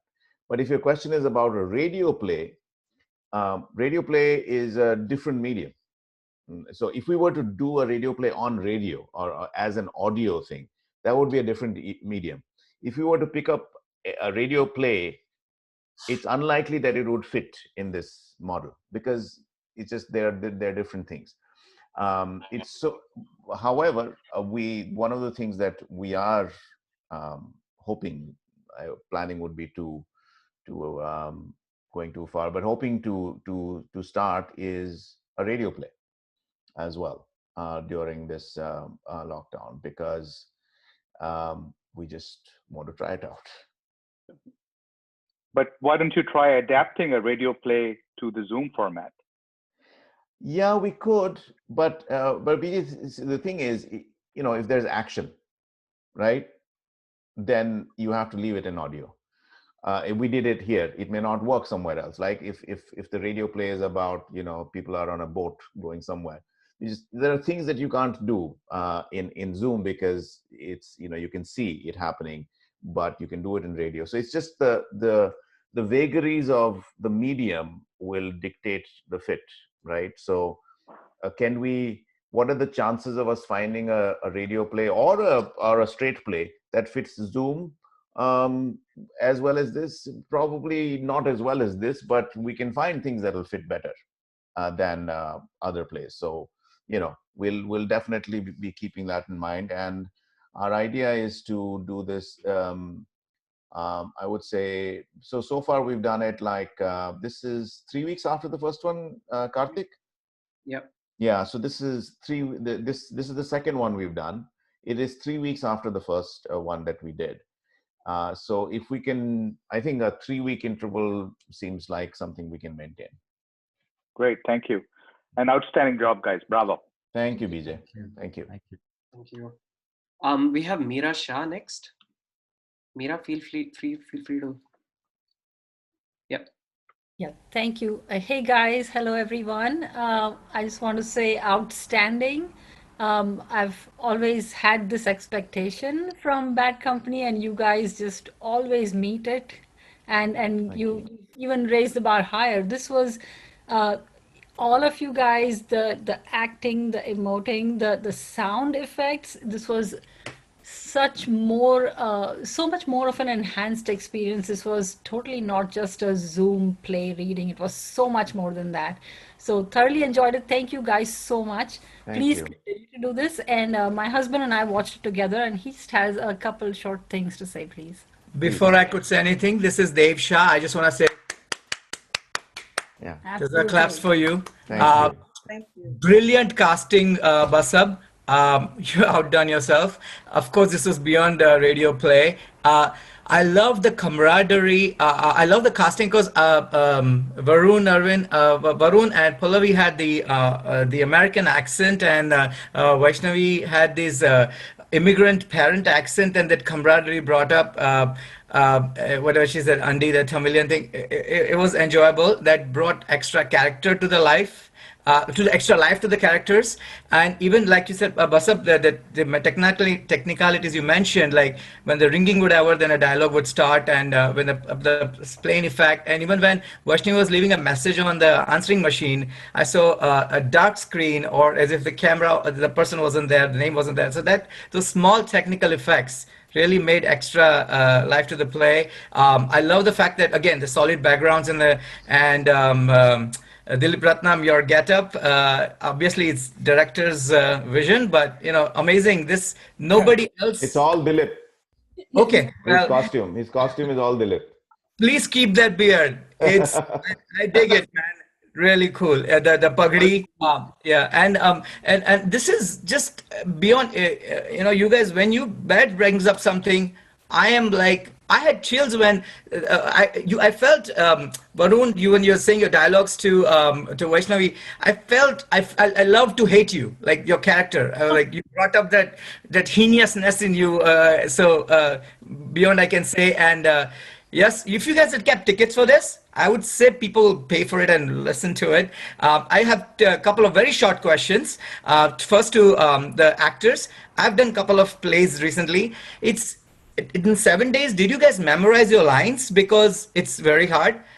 So you were not looking at the screen constantly. You were like, I like the fact that it was almost like blocking when you were talking on the phone. You're looking left, right, looking at kind of each other in the side screens. It brought up, and so if you're not looking at the screen, how did you remember the dialogues? And if you're trying to read the dialogues at the same time on the script, sometimes the script scrolls faster or slower than what you're speaking. How do you manage that? That's my question to the actors. Then I have two short questions to Basab. So how do you actors manage to either, if you're not memorize the dialogue, how are you able to read the script and still show the expressions? If you actors can say that, because it didn't look like you were reading at the script, you were looking straight up at the camera. Yeah, I mean, I think it also lends to the fact that the play is in phone call format. I think since it was so conversational and light, even if like we didn't, none of us, I mean, I'll speak for myself. I didn't memorize the script at all because it was too much. But I think some parts, like the parts where we were looking away, like we tried to memorize it so we didn't have to refer back to the script. But yeah, I think most of it, since it was so light and conversational, we were able to just, read it. But I mean, yeah, it's tricky, but also Basab did a great job, like directing us to look right, left. Like he really like put that together. So I'm glad that translated and showed that it was, came off as natural, because, when you're on the phone, like you're not thinking about all that and you have to read the script, like sometimes, but I think it all came together that way. But yeah, I mean, it's hard when you're like trying to read and go on the phone, but I think it was easier because it was so conversational that even if you miss things here and there, you can kind of fill it in with conversation. Yeah, we kind of, I know that I plugged in words that definitely were not in the script because I would look away and then I would feel like if I had to look back and go back to that particular sentence, then there'd be a lag. So I would just kind of ad-lib it right there. Basab, actually, his direction was very good. Like the way he set it up for us, we didn't find it that difficult. Like Hiranmai was saying, it's very conversational language. So, even if you look at the line once and look away, it's going to, you're going to remember that line. It wasn't like dialogue. It was very, it was easy to sort of, like I said, look at it once and then look away and you would still remember the line. So. And I have two short questions to Basab, unless any actor add anything to this. How do you do your what do you look for an actor when you do the casting, Basab? And other second question is, how do you choose your plays? Okay, so the casting for this was so normally what we do is we will send out a message and invite responses. We don't do an audition for low res. We just sort of reach out to a set of people who we know, and that allows us to do a fit properly. And so that's how we because we know these actors. If it was main stage, we generally we will do an audition, but for low res we don't. And so that's kind of I either had worked with my actors or had heard about them, and that's kind of how it came together. Picking plays, I mean, I think we went over that a bit. You know, we're trying to pick plays now that will fit this medium. We're also trying to pick plays that will sort of not be too depressing because the times are such that I think people need a little bit of a, you know, something that'll uplift their mood on. Very true. So that's kind of you know, that doesn't mean that the next play we do won't be super depressing. I'm just warning you. That's the way we roll. But this one we decided not to do our usual stuff. Yeah. Basab, did I miss the part about how you selected your stellar cast? Yeah. Yeah. You. Yeah. So that's kind of, you know, the. By the way, you know, since you know some people in the cast have talked about direction, there's not a lot a director does in a play reading. I think people who have been in a play reading, they know that. Because there's so little time, and in this case, I'm not even there, right? So you know, I'm just watching them on Zoom. So it's really up to the actor. And I mean, this is an amazing cast, an amazing cast. And I told this to them many, many times. That this, you know, this has been just an absolute privilege to work with such talented people. So I think part of this is luck, and it's luck. You know, I think we lucked out to have this cast. All of us. I mean, even the cast members lucked out to have such talented people to work with. Yeah. Absolutely. I just want to say in the ending, can't wait to see Bad back on main stage. I'm going to go out to the clap. Thank you for bringing extra flavor to my red wine. Okay, thank you. Thank you. Thank you, guys. Okay. Thank you. So just to sort of answer that further, Vasab, the cast, I think, though you might not have auditions, we pick from people who performed or people who've auditioned with you in the past. So you've seen them audition. Okay, next we have Priya Rao. Feel free to unmute yourself. Yeah. Hi, this is Priya, and I've seen Vaishnavi and Basab on stage. I've loved seeing them on boiled beans on toast.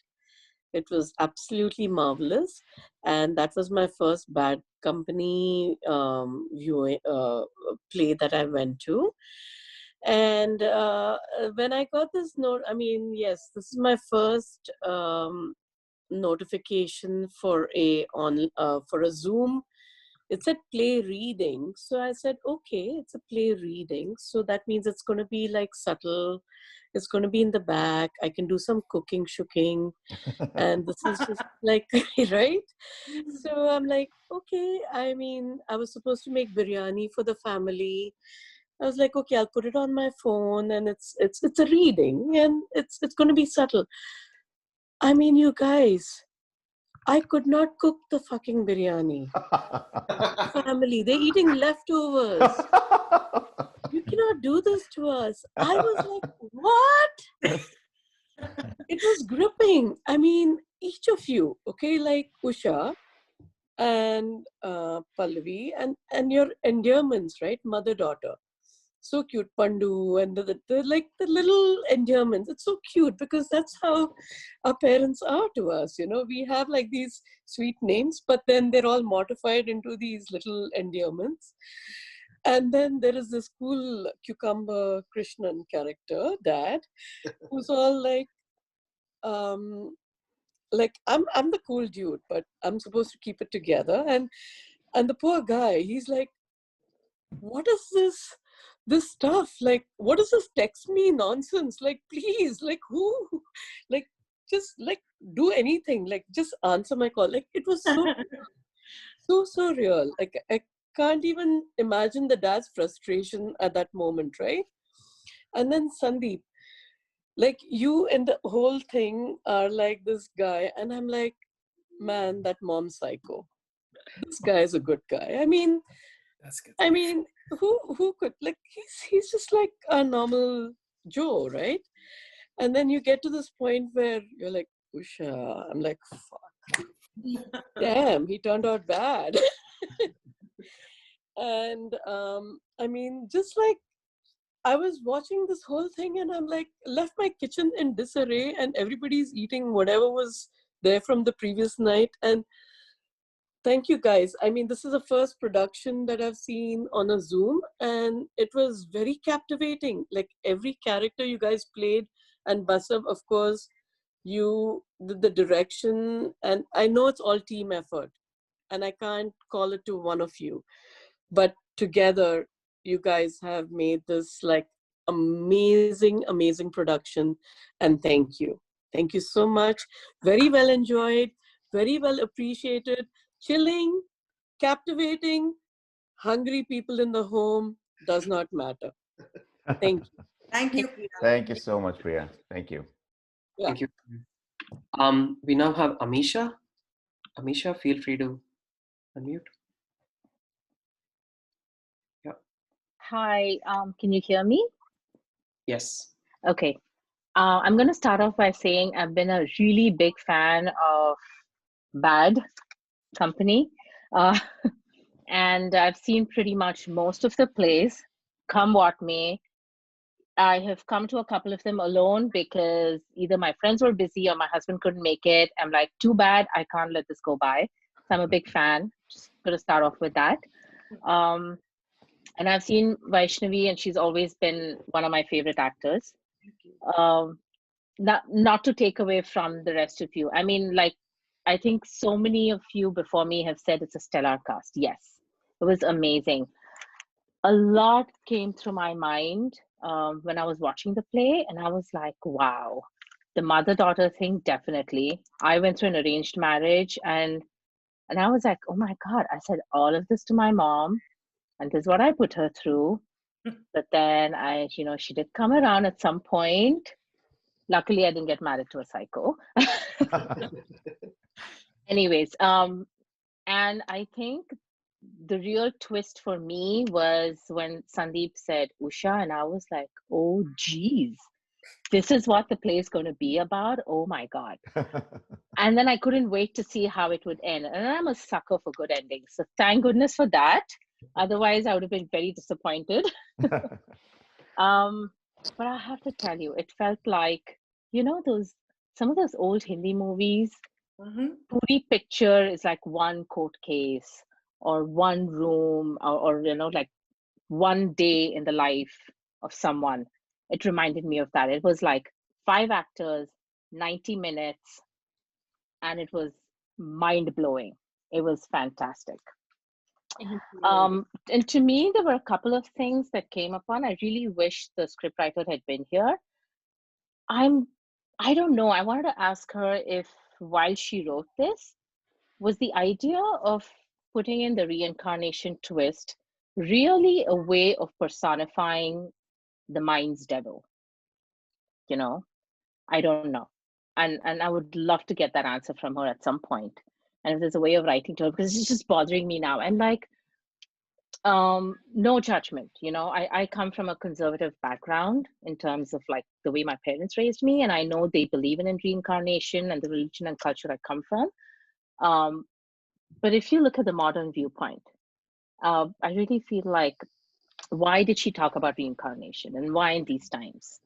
Was it really just a way of personifying something more abstract?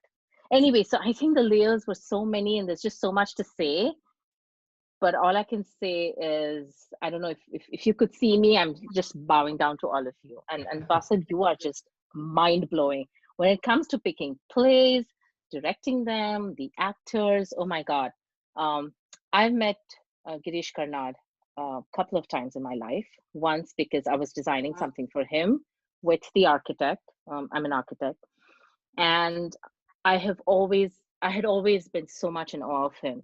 So to see something that he wrote being performed after he had passed away was just a lot. Like, it was just so much for me. And I hope you could... Meera, I have to give props to the director, Sindhu Singh, who brought that play to life. I mean, Vaishnavi and me, we were characters, roles in that. We had roles in the play, but it's really, especially for main stage, it's the director who brought it to life, and that was her labor of love, Boiled Beans on Toast. I know, but just to say, to think that,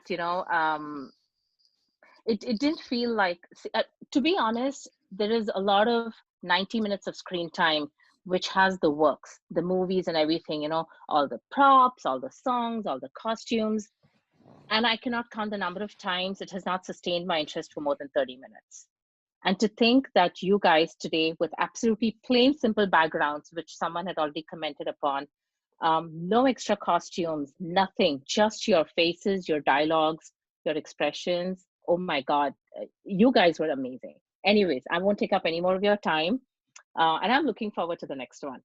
Thank you. Thank you. Thank you so much. Yeah. Thank you, Amisha. We have Sandra.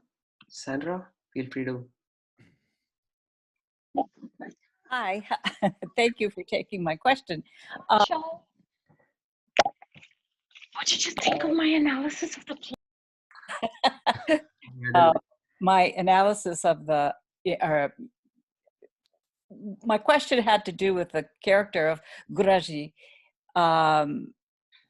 It seemed very comical, and I was wondering if that's the way it's sort of written in the script, or if that was the actor and director kind of playing with it and seeing how that fit into the total picture, because it's like you're talking about a very serious understanding of reincarnation. At the same time, you're making fun of astrology in some ways and that kind of thing. So I was wondering how that came about. Well, I'll tell you my bit. It's very straight, and then I'll hand it over to Dilip. When I brought Dilip onto the cast, I had a one-line brief for him. Dilip, do your thing. That's it. So it's all Dilip. Yeah, Dilip, go ahead. I'm not surprised. No, thanks. When Basab called me, he just said, let's do Guruji. And yeah, I just did whatever the lines were saying. So that was it. Yeah. I did bring I guess I brought a little comic element to it, but that was it. Sandra, can I answer on Dilip's behalf, because he is too modest? Dilip, I always tell Dilip this. He doesn't have to do anything. He just has to be. And he would just go to town with any role you give him. The first day that he came to rehearsal, he and I, because I'm the only one he interacts with in this play. And the first day that he came, he had a cap. He had this, the kurta that he's wearing. And he had this, the bindi, the tika that he's wearing. It was just all, as soon as we saw him, we started laughing. And he has this joy, the way, he just exudes joy. And he brings that to every role that he's just natural. He doesn't have to do it, he just has to be. Yeah. Well, and I thought that it was needed, and it was early in the play, but yet it was needed for what was coming. So it was interesting. Interesting. During rehearsal, he started digging his ear for the first during one of our rehearsals. I was like, I was looking away, and in the corner of my eye, I'm like, what is he doing? So he just brings in those things. It was not directed. Basab was shocked. It is just, that's Dilip being Dilip. That's very good. Thank you. I'm so glad I was able to connect with Terry and get to see this production. Thank you. Thank you, Sandra. Thank you, Sandra. Thank you, Sandra. We have 2 more questions from folks who raised their hand. I'm not sure if they raised their hand by mistake or not. We have Terry again. Terry, was this by mistake or? No, actually, it was not by mistake. My name is Meenakshi. So I was also watching the play with Terry. Yes, Meenakshi. So hi from hi. So actually, my mother, and Terry was watching together. It was so much fun watching a Zoom play.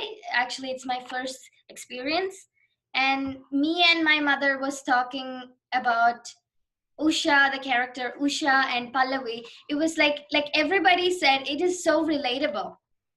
So I am 21 years old and I am getting to the verge of getting married. But I am so lucky that I don't have a mother who would nag me, go get married, go get married. But instead, I have a mother who would encourage me to do more, like be yourself, go do plays. Like I want to do theater and I want to study. I was planning to study theater in the US, and I have tried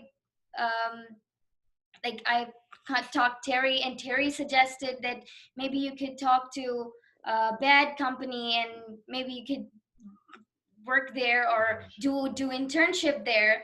But this time during the pandemic, it's not possible.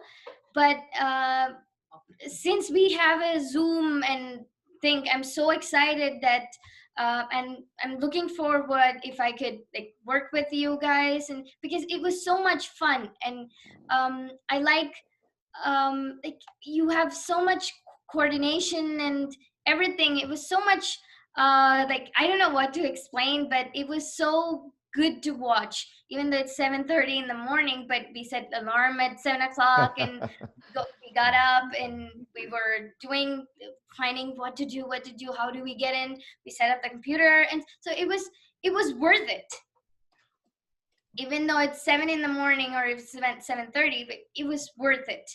And I really like the character Krishnan, because he was at the end, during the end, he was kind of, Pallavi, Pandu, I'm started acting like your mother, but I'm supposed to be calm person. and I'm going, yeah, that's right. And me and Terry was like, yeah, there he goes. There's one more madness. And there was so much emotions in the play, like complex. There were laughter, there were love, there were tension, there was some kind of revenge from the character Sandeep, and there was sadness, and there was so much element of joy from Guruji. When Usha was finally saying, you know what, the karma reacts, and Guruji is like, I don't know what you're speaking. And we're going, yeah, even the astrologer doesn't know what a mother is going through.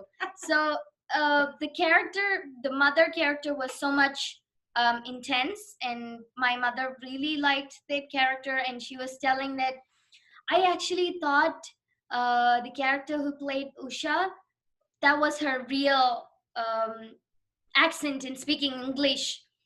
So yes, she was surprised. So after the play, she had to take a phone call. She went outside and she came back. Is that the same lady talking differently? And I'm going, yes, yes. So it was nice to see so much effort. It's very natural. Yeah, it's very natural. So it's really good to see all the efforts of rehearsing it, and it's coming out really good. So Nice. Very actor and actress.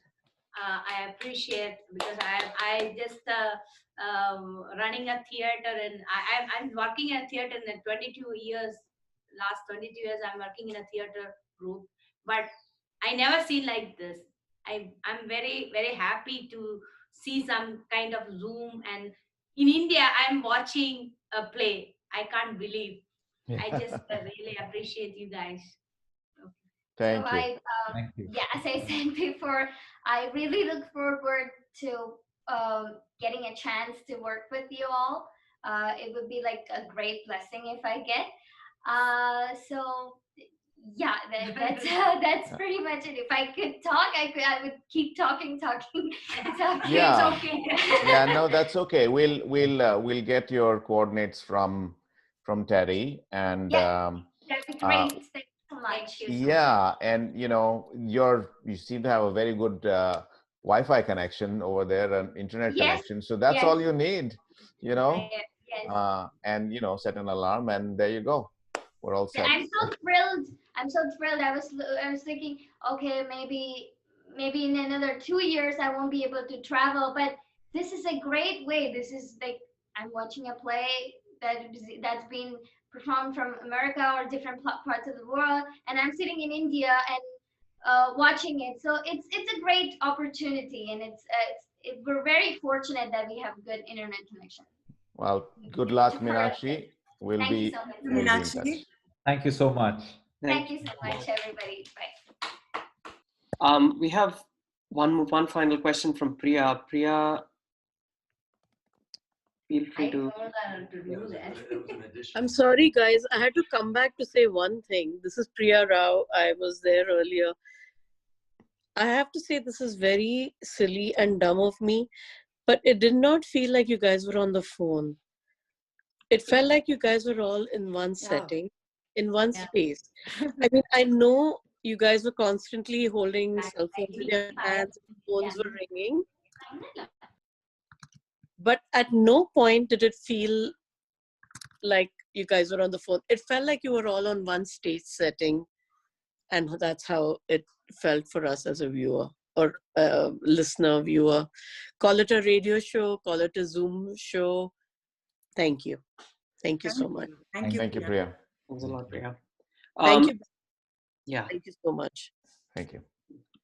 So I believe we've gone through the list. Very good. We do have 2 leftover questions in Q&A, but unfortunately, both of those folks have left. So Basab, I'll leave it to you if you want to quickly answer it. Yeah.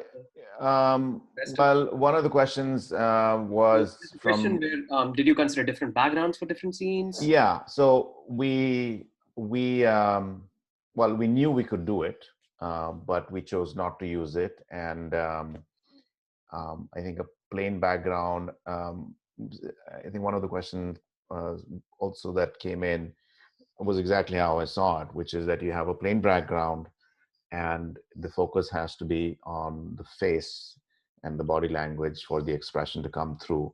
If you have too much noise in the background, then the audience gets distracted. So we were pretty clear about that. In fact, including the costume, which I wanted it to be a darker shade so that the attention was on the face. Yeah. All right, and one last question, and this is for Sandeep. How do you manage to look so handsome in both of your lives? And how long have you been in drama theater? Okay, who's asking that? That's a very important piece of information. Sounds like a question from a parent. I feel like that's one of my. That changes perspective. That hasn't stopped you before. Sounds like my dad or my mom. Okay. So I believe you'll follow up in person. So yeah, whoever asked that is gonna get an answer. All right, so that's it. We're pretty much done with the Q&A. If you want to wrap. Yes, I think we can call it a night. Thank you very much for coming, and whoever's left here. I believe that Rita has one last question. Let me allow her to talk. Or okay, we have hungry cast members here. Okay, so Rita. Rita, feel free to unmute. Yes. Yes, thank you so much for allowing me to talk, guys. And don't talk to me about hunger. I switched off and I went to serve dinner, and I have come back just to say that you guys did an amazing job. Thank you, Rita. Thank you, Rita. Thank you. You were amazing. I think this was perfect. This was such a great fit for this play. I mean, this format, this medium, it was really wonderful. And everyone did a great job. So I've just come to say that, and you were perfect. Also, Vesh, I just loved it. The way this whole story started, hilarious, entertaining, and then it took this twist. And for a minute there, I thought that you were crazy, right? It was meant to be. I thought you were hallucinating and you were crazy, and you played it very well. I mean, it was just beautifully played. And Sandeep, you were also amazing. Is this the first time you're acting in this medium? In the Zoom setup, yeah, for sure. How was that for you? Oh, I mean, it was made a lot easier working with these fine folks. I have to say that. I mean, like, when I first, I was still like out of my depth, even as I was doing it tonight. I was like terrified at every moment, but it definitely helped to have Basab, heading it up with Karthik and Venki. Like, they set us up pretty well. Like, there was not anything that I had a question about. I mean, my cast members, were helping me out at points where they're like, hey, you could do this better, you could do this better. And that just really helps when you're like doing something new like this. It's very valuable to have experienced and helpful cast members and crew members. Wow, all good answers, huh, guys? All right, so great job, everyone. Hiranmai and Dilip and Sanjay, good to see you. And well done, everyone. Well done. Great, very. Thank you so much. All right. Okay, Special mention for Venki. I love the record. Rita, you're done. Rita, you're done. It's my turn. Hungry cast, hungry families also. Manju, the last, we won't be entertaining any more questions in the interest of. Yes, how can I not say it? I went away, I said bye-bye, and I fed my family and I'm back. Also, we have selected ending goodbye music, which everyone. No, I'm your goodbye music. Yeah. Nobody has time for goodbye music also. Basab, Okay. you know very well how much respect I have for you. Yeah, Venki. You know how much I love your plays. You're my favorite. You'll be my favorite audience because you were my first director. So I cannot not say amazing job to the cast, crew. I know all the work that goes into a Zoom play reading. So Venki, Karthik, kudos to you all too. I can imagine how many rehearsals, tech rehearsals you all had to get this right. So, you know, everything was flawless. I have to start with Hiranmai because she's the only one I don't know. Hiranmai, you'll know me soon. Amazing job. I have seen you act for the first time and I'm like seeing my daughter in you and I'm like, this is how she would talk to me. So anyway, forget it. I'm just gonna leave it there. You did just what my daughter will do. So good work for that. It was flawless. Vaish, I'm gonna send you a special long text. Amazing job. You were just like the mom who was eccentric and okay, she's gonna show her eccentric side. And then you went to this emotional side and I'm crying with you. I'm like, what's wrong with me? That's what you do, Vaish. You bring out the best in us. Varun, you know you were sinister and suddenly, and you were sweet in the beginning. You showed those things to us. So whatever Baiju said and others said, I echo it. Dilip, you were you, and you were perfectly typecast. And as for Sanjay, great job, guys. I loved it all.